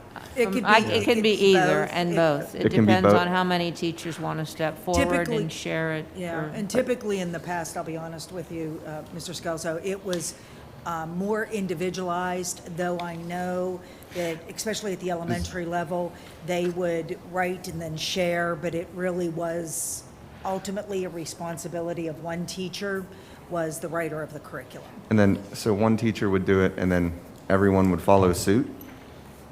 With, I think it's a little bit of where the inconsistency comes. It's written. I think that process should be, in my opinion, should be changed. I think if you have more buy-in and more commitment from multiple teachers in the same grade level, they feel that they are a part of it. They're building it. It's theirs. They own it. So I think that might help with consistency I think in the future. I think that's something that has been discussed. It's contractual, the process in which we use now, and it being an individualized teacher is a contractual thing. But I think that there's dialogue definitely to improve that with on both sides of the table there, with the administration would like to improve the process in which we develop curriculum, as well as the Federation and the implementation of the curriculum. It's just different, like when somebody hands you something and you're like, okay, go ahead, just do this. Versus if all Absolutely. 5 of you have committed yourselves to something, you all have your hands in it, it's part of who you are, each of you. And then it becomes more of a living, breathing, like, document that you're all on board with. It's a team mentality, and I think that's how you build that culture and that mentality, and then you get that continuity with it as well. So hopefully we can work on that in the future here. Dr. Walsh, my other concern here says that we recommend modular specific training during professional development days on August 20th in the PM and November 2nd in the AM, which means we're giving 1st through 4th grade roughly, I don't know how many, if we have 3 per school, these kits and a book and nothing else. I have large concerns about, here you go. Mm-hmm. Large. Yeah, I got you. We got the days we have are the days we have, though. There's only so many slices of pie when it comes to in-service days. Yeah. That's the recommendation of the go ahead. To that, I was trained on the physical science kit in one session, and it was enough for that kit. So when we have the date in November, the expectation would be that that kit hasn't been used yet until you've been properly trained on it. Again, that goes back to the consistency across the buildings and when teachers are teaching it and how it's being taught. And, some people do it 3 days a week while others don't do it to the whole second quarter. That needs to be addressed. Okay. Just one more, this is just a suggestion, really. So as you develop your final set of recommendations for this, if you could also provide just a little bit of kind of what the expected outcomes are. Because, I see the recommendations, but it's not obvious to me. I can make some assumptions, but it's just not obvious to me kind of the why. What are the outcomes we expect from making these changes? And that, I need to tell that you two and these 2 other ladies did great work, because I've seen a pilot of the Smithsonian in another school district. But my concern is, and it's the concern I believe of most of my colleagues on this board, that is inconsistent how it is done at each school level. And if we're going to implement a new program, and there could be the possibility of students moving per grade next year, so we're in this school, but we find a new house like has been going on all this academic year, they may miss something. And that's a large concern, I think, on a lot of our parts. So the consistency through this program is totally needed right now. So moving forward with the middle school, 5, 6, 7, 8, the 5th and 6th grade, under the direction of Mrs. Hoovey, who is the science teacher there, piloted a different program and was not positive about it, and has requested to work further into next school year with the 5th and 6th grade with Mrs. Evans, who is the facilitator for science for 5 through 8. Mrs. Evans and her team at 7, 8 are making the recommendation to maintain their curriculum and the content in which they teach at this point in time, and using the materials in which they have as they are updated. The materials that they currently have are updated on a cycle, and they also use Study Island Science in preparation for the Keystone exam beyond grade 7 when the kids take the PSSA Science. So that's the middle school recommendation. And then Mr. Cristofano, who is online with us, I believe, is made some recommendations to update some of the high school science program and curriculum there. So, Mr. Cristofano, if you would go ahead and review a little bit of this, give a summary of your work with the high school. Certainly, and thank you very much for inviting me tonight. Our committee at the high school, 9 through 12, was myself, Mrs. Randy Dermis, Mrs. Andrea Stillmack, and as the moment her maternity leave was over, Mrs. Farron. So the 4 of us met Fridays on the asynchronous Fridays in the morning. We did our classes in the afternoons. We began our work on March 5th. And one of the things that we were tasked with doing is taking a look at the upcoming Pennsylvania state standards, which haven't been updated in quite a while. In anticipation of those state standards taking effect soon, one of the things that we first did was we sent out a survey to all the teachers at the high school, and we asked them to compare the curriculum as it is written now versus looking through the lens, if you will, of these upcoming new proposed state standards. And the idea of that survey, of course, was to identify the strengths and weaknesses and the opportunities that's in the current curriculum, and to evaluate whether, for instance, at what level our curriculum meets or does not meet those standards. And so we sent out those survey. We gave the teachers some time to complete that. At follow-up meetings, the committee met, and we went through those. We have on the order of, I believe it's 17 high school science classes that we offer. And at this stage of the committee, because we began our work on the first week of March, and the biology folks were concerned about those Keystone exams we had to take this year, and obviously just the craziness with remote learning, we identified some courses that we feel very comfortable with. We feel that have actually well met the proposed state standards that should be approved shortly.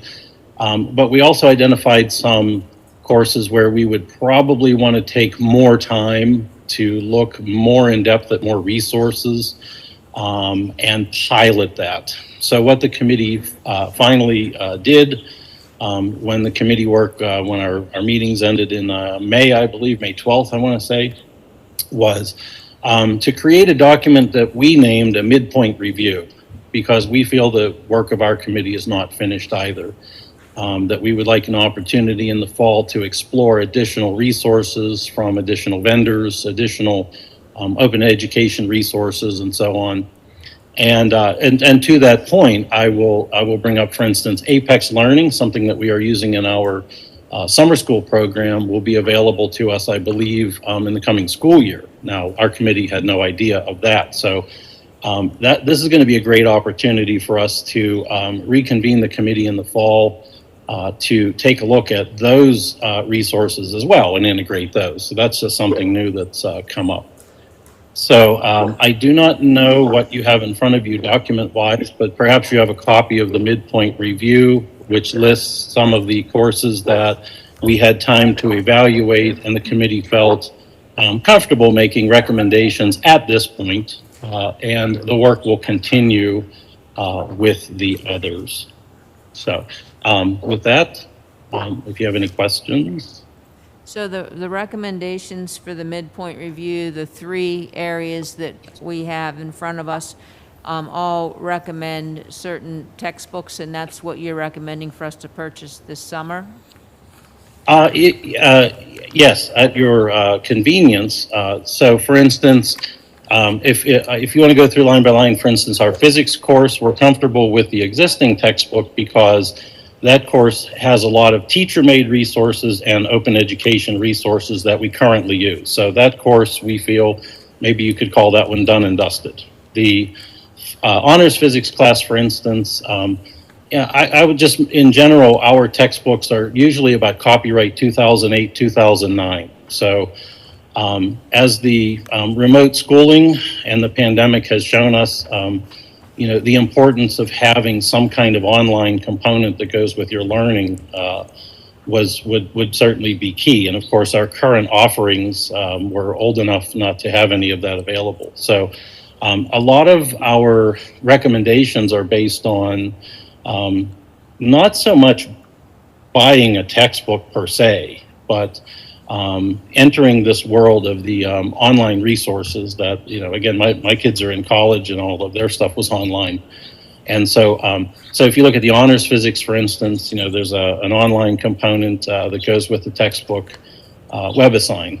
If you look at the environmental science program at the honors and regular level of environmental science, same thing. Lots of updated material in the text, but of course the online components as well. The AP classes we're very comfortable with because firstly, we follow the AP national curriculum because the AP exam is so tied to that curriculum. And those textbooks were renewed, I want to say 2 years ago. So that purchase has already been made 2 years ago. So we consider that done as well. In terms of, for instance, our Science 9 class, that's going to take a little bit more of, again, just the time. As Dr. Walsh mentioned, you can only carve up so much time. We really need to spend a lot of time with the IMS folks to make sure we are making a very good and smooth transition from 8th grade to 9th grade science. The biology, especially because it's tied to the Keystone exams, which are reflected in our school, the old school performance profile, what it's called now. But, that's something that we want to take a look at, as well as the additional courses. So that is essentially the gist of our report. Thank you, Mr. Crisafano. That concludes the science piece. In your folder as well, you have information concerning social studies. I do have a question. Sure. What is Science 9? I mean, when you're looking at, I'm curious. You have biology, you have chemistry, you have forensics. Is your microphone on? I'm sorry. It is on. Mr. Crisafano can answer Could you that. please explain Science 9? Yes. What is it integrated? What's all, is it a mixed, a blend? What? Yes, Science 9 is a very interesting course because it has a component, especially one that's important to the Keystone exam, which is ecology. Part of the Keystone anchors, I don't know the percentage offhand, I could look, but some of that is covered in ecology.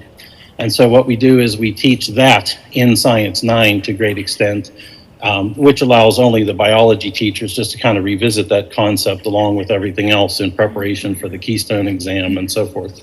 But it also includes things like the physical sciences and the processes on the Earth, weathering and erosion, weather, climate, and so on and so forth. There is a unit on astronomy, which includes cosmology and seasonal observations and so on and so forth. There is, let's see, it's a lot of the first 9 weeks unit, I believe, is almost almost a basic physics kind of a class that really gets you used to using the scientific method, that gets you used to using lab skills. And in the process, the first 9 weeks teaches a lot of physics concepts, work, energy, thermodynamics. These are all the foundational ideas at a freshman level, if you will, kind of a 101 level, if you will, for the courses that are about to come. So for instance, when we do some thermodynamics in the 9th grade, when we talk about heat experiments and heat flow and energy flow, they will definitely see that again in their chemistry and physics classes in years to come. So in a way, 9th grade is a really wonderful, varied, it's not a single 18 weeks of physics, 18 more weeks of physics. It's really kind of chunked into some very nice 9 to 12 week units that introduce you to many, many broad areas of science. And for my opinion, I really enjoy the curriculum because I think it really exposes the students to a lot of the different areas that are in science. It's not just a dedicated physics kind of an approach. It also includes earth processes, volcanoes and earthquakes and so on and so forth. So it's pretty much more of a blend of all of the earth sciences, like a little bit of astronomy, a little bit of meteorology, could be geology. Yes, and the physical sciences as well. And the physical, which is concepts and thermodynamics and so on, yes. Okay, thank you. So with the social studies, there's more work to be had. I wanted to share with you the reports as they stand currently. Social studies at the elementary level, they're doing a nice crosswalk between the Wonders program and social studies concepts that the standards there to integrate to some degree. At the 5 through 8, the middle school, once again, the 7-8 middle school, once again says that they're okay with their current resources. We want to explore it a little bit further, as you can see in their document. And at the 9 through 12, Mr. DiMperperio has submitted a report, and a part of that is the course that the diversity course, leadership course that was developed and moving forward there. But there still is some foundational work that with the social studies that we will go into the fall and continue to work on. But I wanted you to be aware of, where they're at currently as we conclude this school year and the work that the committees have done. Any questions? I want to take an opportunity to thank the ladies sitting beside me, as well as Mr. Cristofano, for coming this evening and being available to answer any questions. Thank you. Yeah, definitely. Thank you. Thank you, guys. Thanks. Did the assessment committee also? I was just going to address that, We've Mrs. got, Sims. oh, you were, Yes. okay. Thank you. So we also had one additional committee formed in the spring to consider a benchmarking assessment system. Hopefully we can move this into place for our elementary and middle school classes. This would be a 3 times a year benchmark assessment to get national, state, and local norms on student growth. Their reports in the folder, and again, you'll have proposals from the administration on the July agenda for consideration to adopt.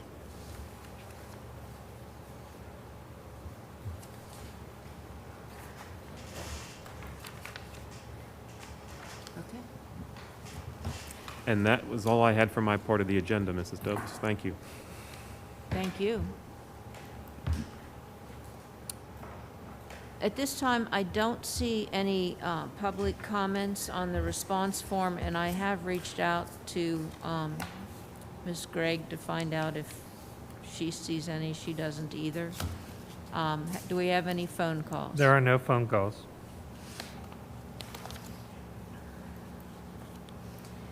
Okay, we have 30 items on the consent agenda. Is there any item there that anybody would like to be held out? Okay, I'd like for a motion to approve the consent agenda. Moved by Ms. Turner and seconded by Mr. Spacuzza. Questions, comments on the consent agenda? These are all the things that we talked about last week during the committee meeting that we decided we can put on the consent agenda and approve all at once.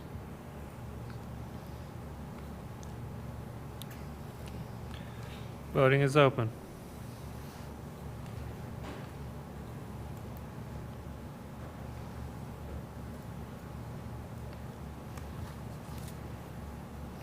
Motion carries.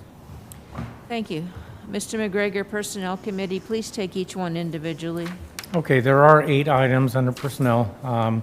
First one is the ratification of the Bethel Park Custodial and Maintenance Education Support Personnel Association. Okay, I need a second. Second. Seconded by Mr. Scalzo. Comments or questions about this?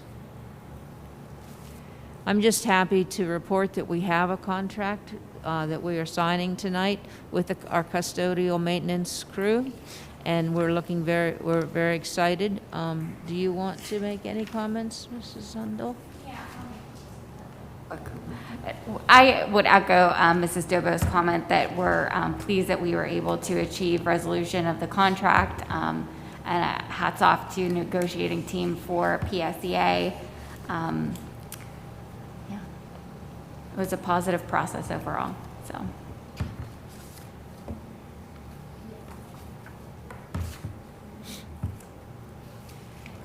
Okay, any other comments or concerns? Okay. Voting is open.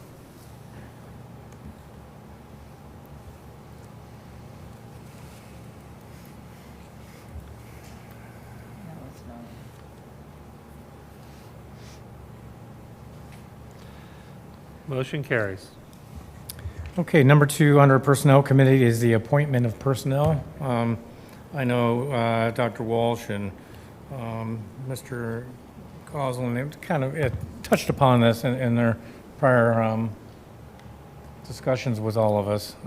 So any comments, concerns? I need a second. Seconded by Mr. Christensen. Do you want to go over the items? Mr. McGregor, would you like me to walk you through those motions?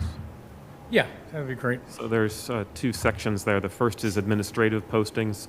The board agreed to opening of 2 high school administration positions, assistant principals, closing one of the deans of student positions. So you have appointments for 2 candidates tonight to be assistant principals. The first, Diana Franjek, is a veteran administrator from a local school district, is looking to come to Bethel Park and bring with her lots of experience on social emotional learning, counseling, student support services. And Mark Korsinski is a veteran principal experienced from the Seneca Valley School District who is coming back into the business of education with 13 years of leadership experience at the principal level, is looking to bring all that knowledge to support our high school. And the second section is the classified staff, which is our school security positions. The board was given detailed information about an analysis of our school safety plans and programs, restructuring of the police force and the school security guards, so that we will now, with this approval tonight, we'll have an officer or a security guard in each of the 8 buildings on our campus, as well as evening coverage at the high school and IMS. Thank you, Dr. Walsh. Any other comments or questions? This question, and again, we are still posting for hire additional. Security or? Yeah, security. Sorry. Yes. Yes. Yes. Okay. Voting is open.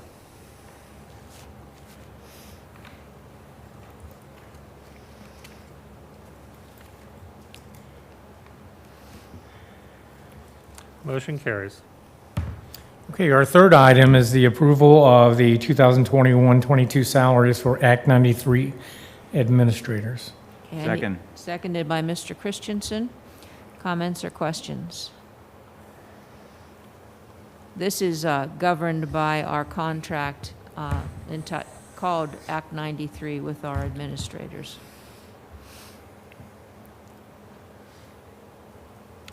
Voting is open.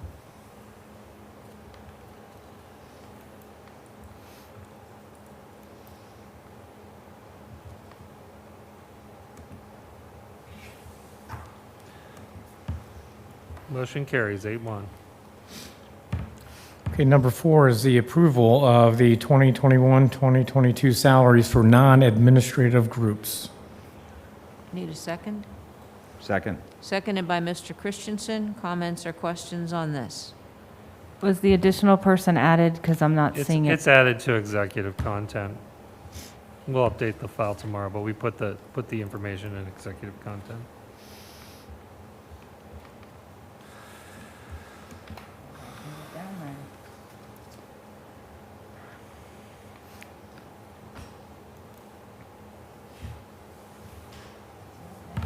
No, that's not on there. Maybe refresh I board did. docs. Stipulated then? Huh?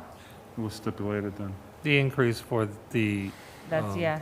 is the same as the other classifieds. They're governed by an agreement. Okay.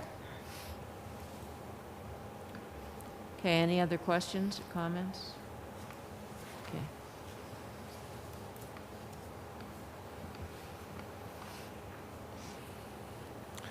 Voting is open.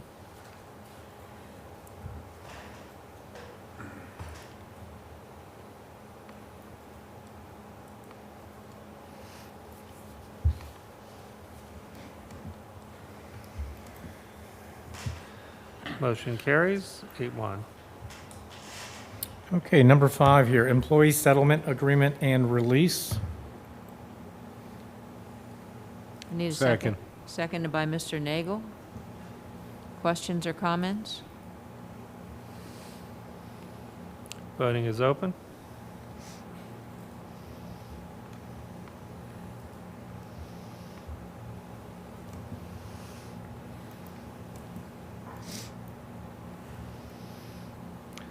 Motion carries 9-0. Number 6 is the approval of extra duty responsibility programs for 2021, 2022. Need a second? Second. Seconded by Mr. Spacuzza. Any comments or questions?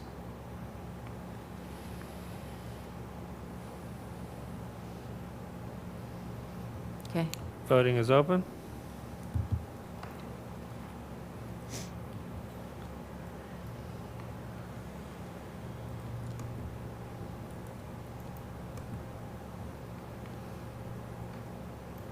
Motion carries 9-0. Okay, number 7 is the approval of summer help for the custodial maintenance department. Second. seconded by Mr. Christensen. Any comments or questions? I'm going to go back and ask this question. I know at one point in time we were looking for some interns. Are they under this category or would they be something different? And where are we on that? So we hired a business intern. Nick and I have been working with PTI to figure out if we can get a intern, but this summer help is not an intern because it's not a college student. It is a student that just graduated, I believe. Correct. Yeah. That's correct. So this will just be not classified as an intern, but we are still working with PTI to try to find one for the maintenance department. Thank you. Voting is open.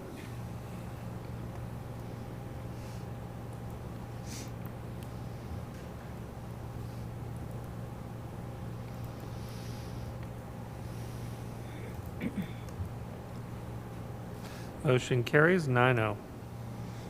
Okay, our final item under personnel is number 8, the approval of job descriptions. I do know Dr. Walsh did discuss this earlier. Second. Seconded by Mr. Nagel. But would you continue to explain the restructuring? Sure. So we have, with some retirements in the district office, with a resignation of our tech director, we have a need for and an opportunity to revisit this organizational structure, getting goodness of fit from our admin team to continue to grow the district and find our next best. So these are, one of them is just a restructuring of an existing position for Dr. Ginsani's position, adding some additional focus on facilities oversight of that department and overseeing the capital projects. The other two are two new positions that'll be created out of existing positions for curriculum leadership. We're calling them Director of Secondary and Director of Elementary Ed. We're going to need one person out of one of those for those two positions. We already have someone in-house to fill the other one, so we're going to advertise as a curriculum person and see who we get and goodness of fit into those two positions, and then we'll take our internal person and fill the other one. Any comments or questions? I have concerns about we'll talk about it later. Any other comments or questions?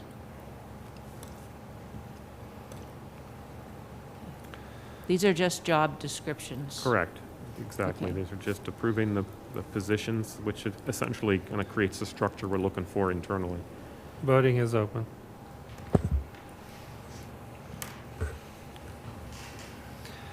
Motion carries 9-0.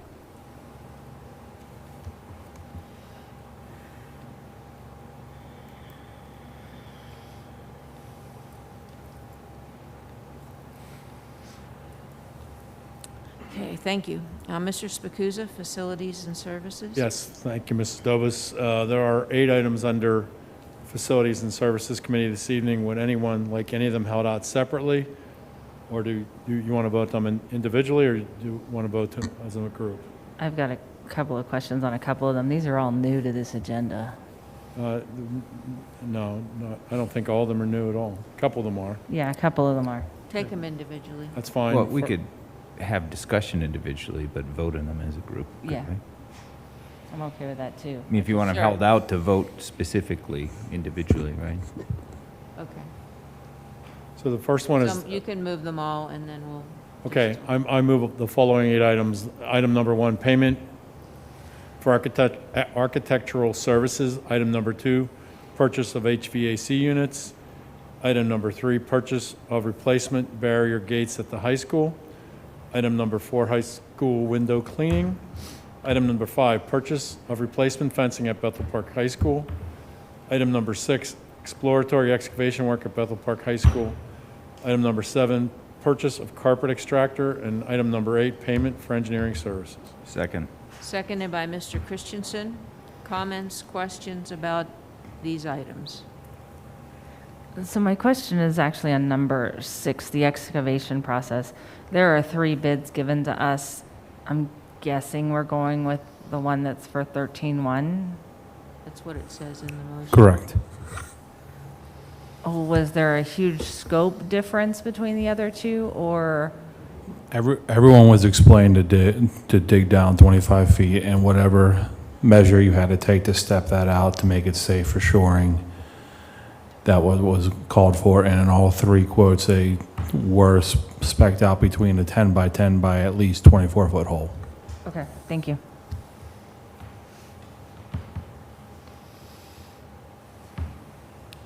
Other questions about any of the items? Mr. Fierce, on 5, fencing at the high school, just a little more insight. If you follow the driveway down from the athletic parking lot to behind the stadium, about halfway down that hill, the 8-foot tall fence is actually starting to collapse on itself. And there we also removed part of a cubby hole area, and we're actually bringing that fence down to clean that entire area up itself and just have it a better looking and more secure space. Thank you, sir. I'm assuming that the window cleaning is for outside. Correct. It's something that our regular staff can't reach, nor do we have the tools to accomplish. And are the replacement barrier gates going to be like in the same places? Yes, they are directly replacing the old electric ones that were obsolete years ago. So, Mr. McCausland, Mr. Fierce, I don't know who'd be answering this, but number 2, the HVAC units, 2-part question. First, do we know where they're manufactured? And the second one is, do we know what the lead times are on them? This is when we discussed it last week, I believe they're going with the AAON units. Mr. Kramer was involved in the specification. The cost is coming in slightly lower than we had anticipated, and the lead time is about 10 weeks, I believe, is what I heard. Okay. One of the reasons I asked about the manufactured, I mean, I'm always in support of Buy American, but aside from that, being in the construction industry, I know a lot of things that are being supplied from overseas, they give you lead times and they never hit the lead times. They're, I believe, manufactured here in the United States. Okay. Yeah. Does that 10 weeks just puts us right on schedule? Dr. Walsh is shaking his head. The 'cause it's the same original- follow-up I'm asking from last week. Yeah, so this is actually going to be a better product choice than what we had talked about last week because the lead time is significantly shorter, so they'll be here sooner, which Okay. brings the whole project time up from what we originally projected to be about completing into the early Into the winter. fall, yeah. Right. We'll still have delays opening the gym. We're working on that. Dr. Ginsani's working on contingencies for rec teams that would normally use the gym floor, getting us to start the season. However, we need to straighten that piece out. You're working on that this week. I don't think we have any plans yet, but starting on it. And the HVAC units, they were going to do all the rough-in work until delivery could happen, but I think we're going to be able to do it all in one project. Okay, and then the displacement of gym classes, we're working, Correct. Dr. Jansen? Yeah. Okay. I wasn't as worried much about rec. I know that's a revolving door, but I was more concerned about the gym classes and how we're going to do that on rainy days. We're actually going to use half of the gym. Part of the gym has flooring down, so they're going to put that floor piece in early so that we can use that side while we're waiting for the flooring to arrive. So, plus on nice days in the fall, we're going to go outside as much as possible. And just want to Dr. Walsh's point, the other vendors were about 22 weeks. And we're now between 8 and 10 weeks, so it's definitely very significant. And the cost was much lower. And Kramer gave his blessing. And he worked with them, and he made some adjustments with some of the gauges and so forth. And so I just spoke to him again today.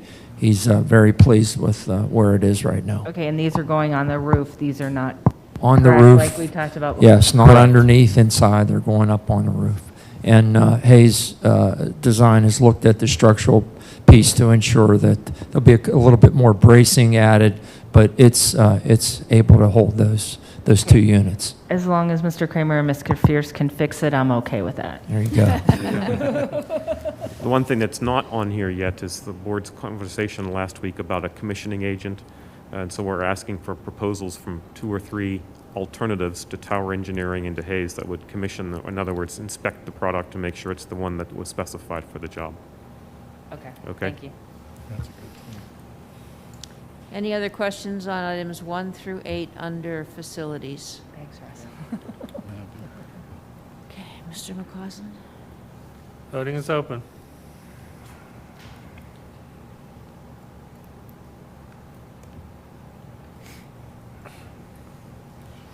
Motion carries 9-0. Mr. Christensen, Finance.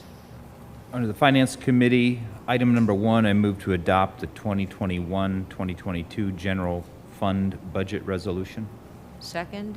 I need a second. Second. Seconded by Mr. Nagel. Discussions or comments on this item? Yeah, I'd like to start at, we've faced some challenges that were imposed upon this board. When those challenges were imposed upon this board by a prior board, it was also acknowledged that we would have to raise the millage rate to the index for the foreseeable future. I wanted to acknowledge the work that Mr. McCausland's done with the zero-based budget to cut that window down, along with the unfortunate silver lining of COVID and the grant money that we've had to help cut that window down. But as we move forward, I've stressed this, that if we don't raise taxes to the maximum index, we lose that baseline for next year. And if you look at the budget, we are still operating in a deficit and using general fund money to balance that. So if we don't keep pace, even though we'll be using general fund money, we'll continue to fall behind. So I applaud Mr. McCausland and the budgeting process he brought to help narrow that gap. And I just wanted to take a little time to explain to the public why we are still raising taxes to the maximum index. Yeah, I want to just take a minute before we vote to thank Mr. McCausland also. You've done a fantastic job leading us through. And by the way, have you even hit your first year anniversary yet? Not yet. Not yet. Okay, so first year taking us through the budget process was fantastic, brought in some great ideas that I believe will help us have a very accurate view of how the school district is running going through this year. I think the one slide that kind of tells us, even though in this, going from last year to this year, we're doing a tax increase. When you look at the slides you had that goes back 6 years, and our millage rate is still less than it was then, what that tells me is that we are operating the school district in a financially responsible way. We're continuing as our cost per unit increase, and they are because of contractual costs, because of costs of supplies that we buy, costs are going up, but overall we're managing those costs within the envelope of revenue or millage that we've had from 6 years ago. So I think that shows that the district is being run in a responsible way while still trying to deliver the best education possible. So I wanted to thank you for that. I just wanted to see if I had any other notes here. I did want to also thank, one thing that's helped us keep these costs under control over the last 6 years and keep them within this kind of the same envelope of total millage, total spending, is that we have been, for 5 or 6 years now, we've been going through this process of attrition, and as staff retire, which if you think back to one of the other charts that you showed tonight, our staffing costs are 75% or so of our total expenses. So we can focus on cutting papers and paper clips and pencils and those kinds of things, but it really doesn't have a huge impact. Of course we should, but it doesn't have a huge impact. And so a lot of the savings come from cutting staff as we go through this attrition process. And I think that's been a great process over the last 5 to 6 years, because it lets us land softly in terms of cutting staff without disrupting the quality of education. And so I think we're still on a great path. We're getting close to other districts that we benchmark ourselves against in terms of students to teacher ratio. We're still a little bit rich in that area, and so we have to continue to work hard to come down to a comparable level of staffing for the size of student population that we have. It'll get tougher because these decisions and the solutions become tougher to find as we get closer to our goal of staffing level. But I want to thank the administration also across all buildings for working with us to make the adjustments to our staffing so we can achieve some of these goals. So again, thanks to you, especially Mr. McCausland, for walking us through this process. I think this has gone just incredibly smooth with a very good result. Ms. Dobas? Yes. Also, I'd like to thank Mr. McCausland. Only the second time I sat in this process, and it was much more clear and understandable this time than the previous time. We were under a lot of stresses these last 2 years, but one of the things I think when going back to when I was elected and when we were running is that we were able to keep our finances in line, yet we have made strides in improving our education process here. Some of the hires we have made and decided have been based on improving the education experience for our staff, our students. That was one of the outcry from our community a couple years ago, was that decisions appear to be made for just financial purposes, not looking at the overall educational experience that our children in Bethel Park were having at that time. So I commend our board and our administration is that recognizing that, one of our goals, one of my goals, is to maintain level finances, yet at the same time, really strive on improving the education that our children are getting here. And I think we made good strides. We made some hires specifically for that purpose, and I commend administration reviewing everything, hearing us, hearing our community, so we can improve that educational experience for the students of Bethel Park. And yet still maintain a budget that is reasonable. And again, as Mr. Christensen said and Mr. McCausland said, our millage rate is still less than it was 6 years ago. So thank you. Thank you. Mrs. Dobus? Yes. I'd like to thank Mr. McCausland and Dr. Walsh. Two things, we threw a couple of curveballs at you during this process. One of them being saying, oh, by the way, the student to teacher ratio in kindergarten to second grade should be the limit of 20. That had caused, the administration to have to go back and look at things. The main goal being giving the students the best foundational education we can give them as Bethel Park residents. And going on to that with the reduction that happened, the telling slide that you put up, Mr. McCausland, is where we rank compared to other districts in the area. And all of us here sitting to stress the best academics and know that people can move into this district and their millage rate is still not what it is in the comparable districts by a whole lot based on what you just told us how much 1 mil is, and get the best education, knowing we are striving to make sure that those classrooms meet the educational requirements and meet the needs, and that kids can get that one-on-one attention, especially at the elementary level. And also, the other thing I commend you on is we all kind of came and said, hey, we want to change some other things too, and being able to have graduation outside, recognizing all of our students, having them all in here tonight, showing them that we value the students that make up our district. So thank you both. I'd like to make a couple comments. Mr. McCausland, thank you so much for what you've done with the budget. Dr. Walsh, over the last 3 to 4 months, thank you for really working on establishing a culture here. I know that it takes time, and we have a long way to go, but we could see progress already, so I thank you for that. And I'm also extremely excited about the strategic plan and all of our future goals. But the question is, who do we want to be when we think of Bethel Park? And when I was running, I'm thinking we need to be that powerhouse in education. We need to definitely be that destination location for young families that want to come here. And that does take an investment.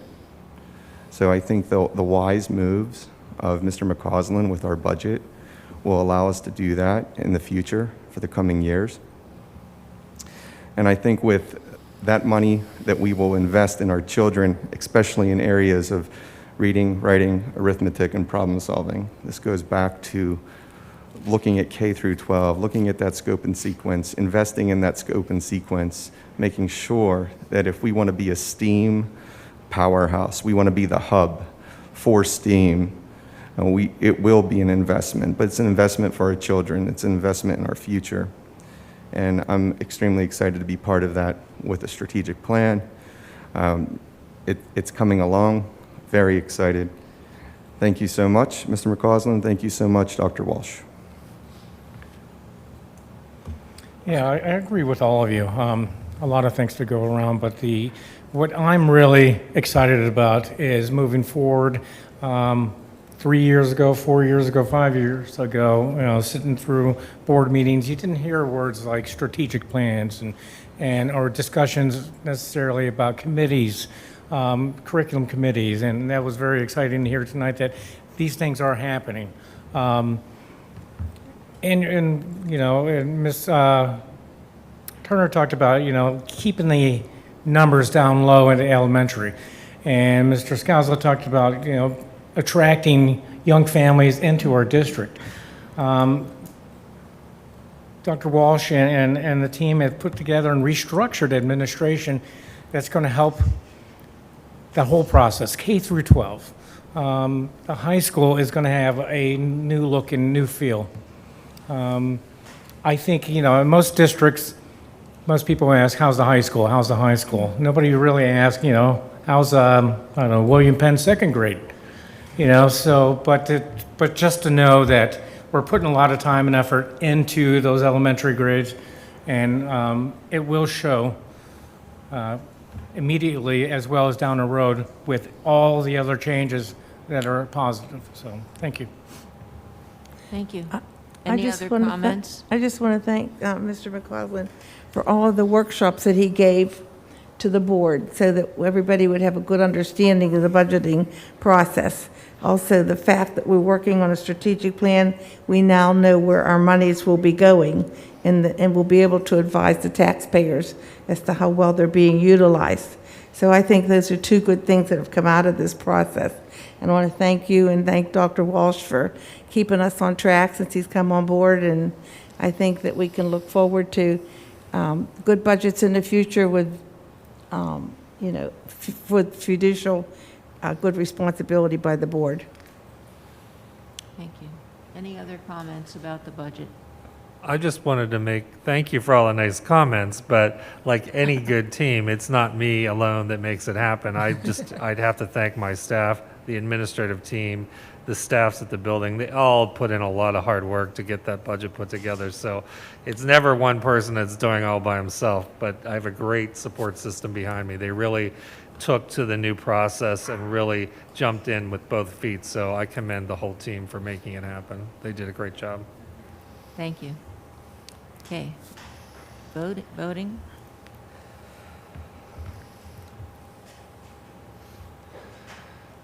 Vote? Well, maybe it's open. The voting is open.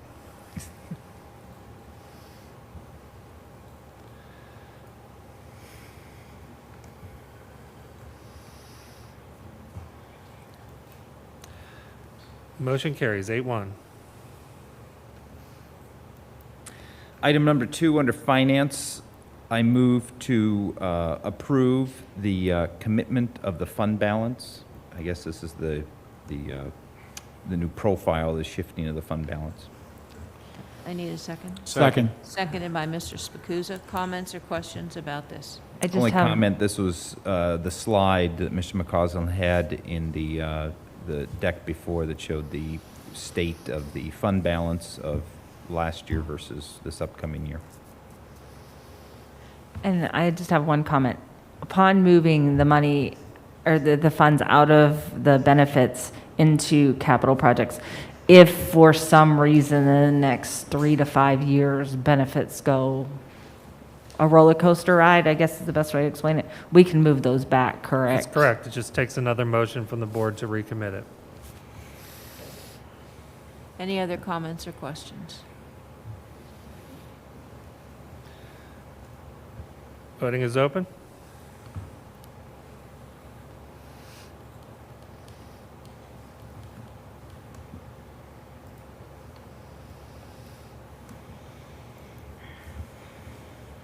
Motion carries 9-0. Ms. Turner?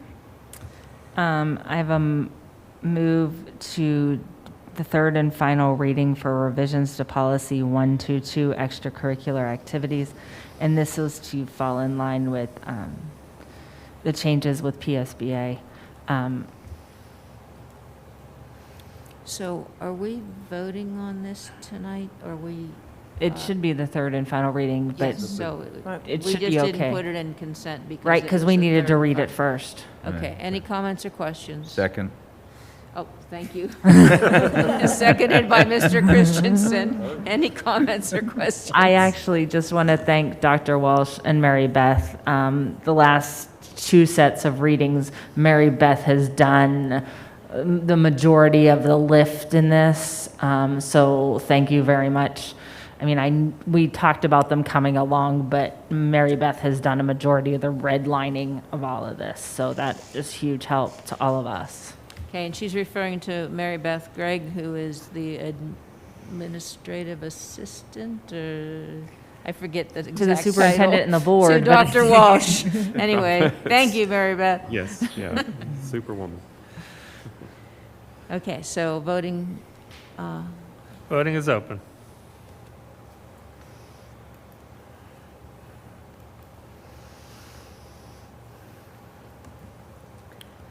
are there any call-ins?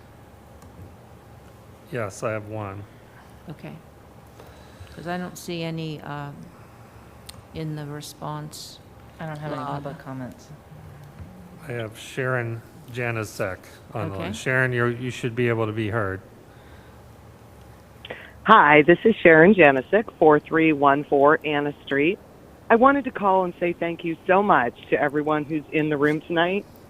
There's been so much hard work all year to get where we are tonight. Thank you. And as Mr. McCausland so aptly pointed out, also thank you to everyone who isn't in the room tonight. Because you're right, Mr. McCausland, it's a team of people.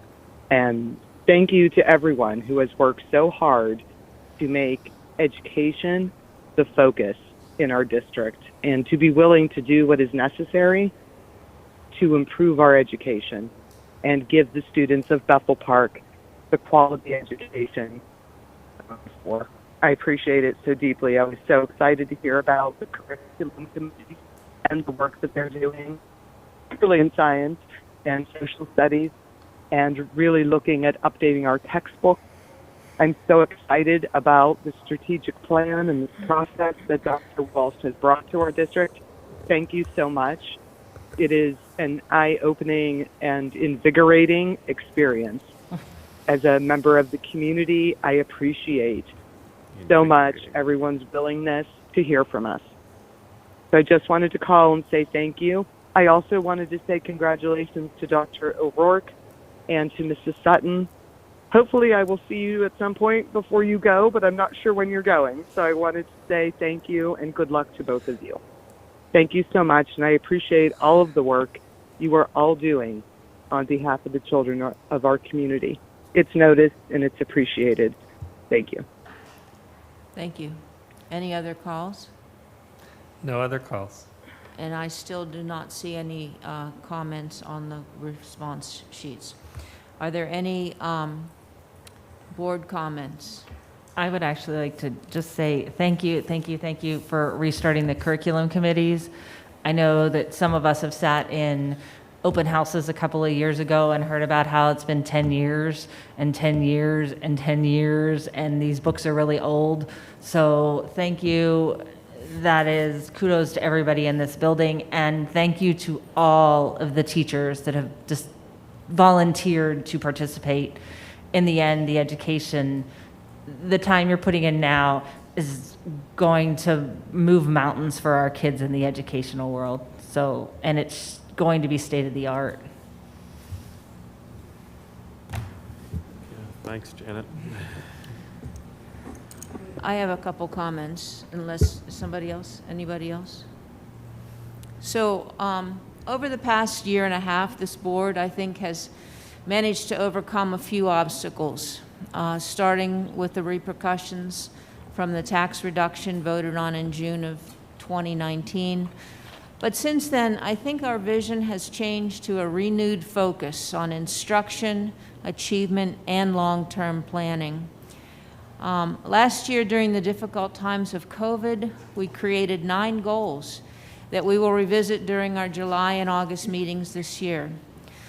Instead of reacting to issues as they come up or came up, we have been able, by creating these goals, to see a purpose for our decisions, a purpose for making our decisions, both administratively and at the school board level.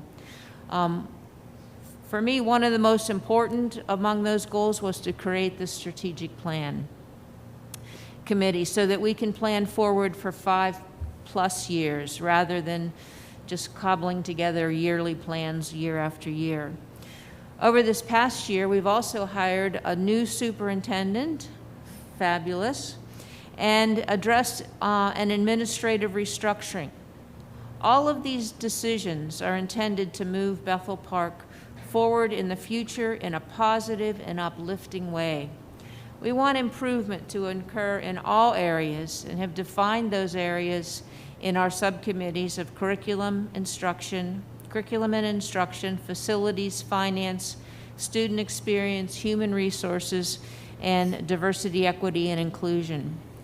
The budget that we passed tonight has been carefully constructed from the bottom up. Ironically, even though COVID has been such a negative force on our educational system, because of the COVID funds, we have not had to deplete our fund balance as much as we anticipated. But we still have to dip into it this year to balance our budget. Keeping a healthy fund balance is key for our path forward in trying to get back to our levels of a previous time, both academically, financially, and curricular-wise. So I want to thank our administrators from the top down for putting this together, for moving us forward, and in particular, Mr. McCausland and his team for the work that you've put into this budget. I want to thank you all. Any other comments? Okay, I'd like a motion to adjourn. So moved.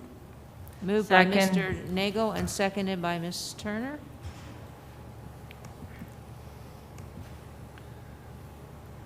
Voting is open. Yes. Yeah, He's already out of here. already imposed. You do have senior. All right, 9:27. Motion carries.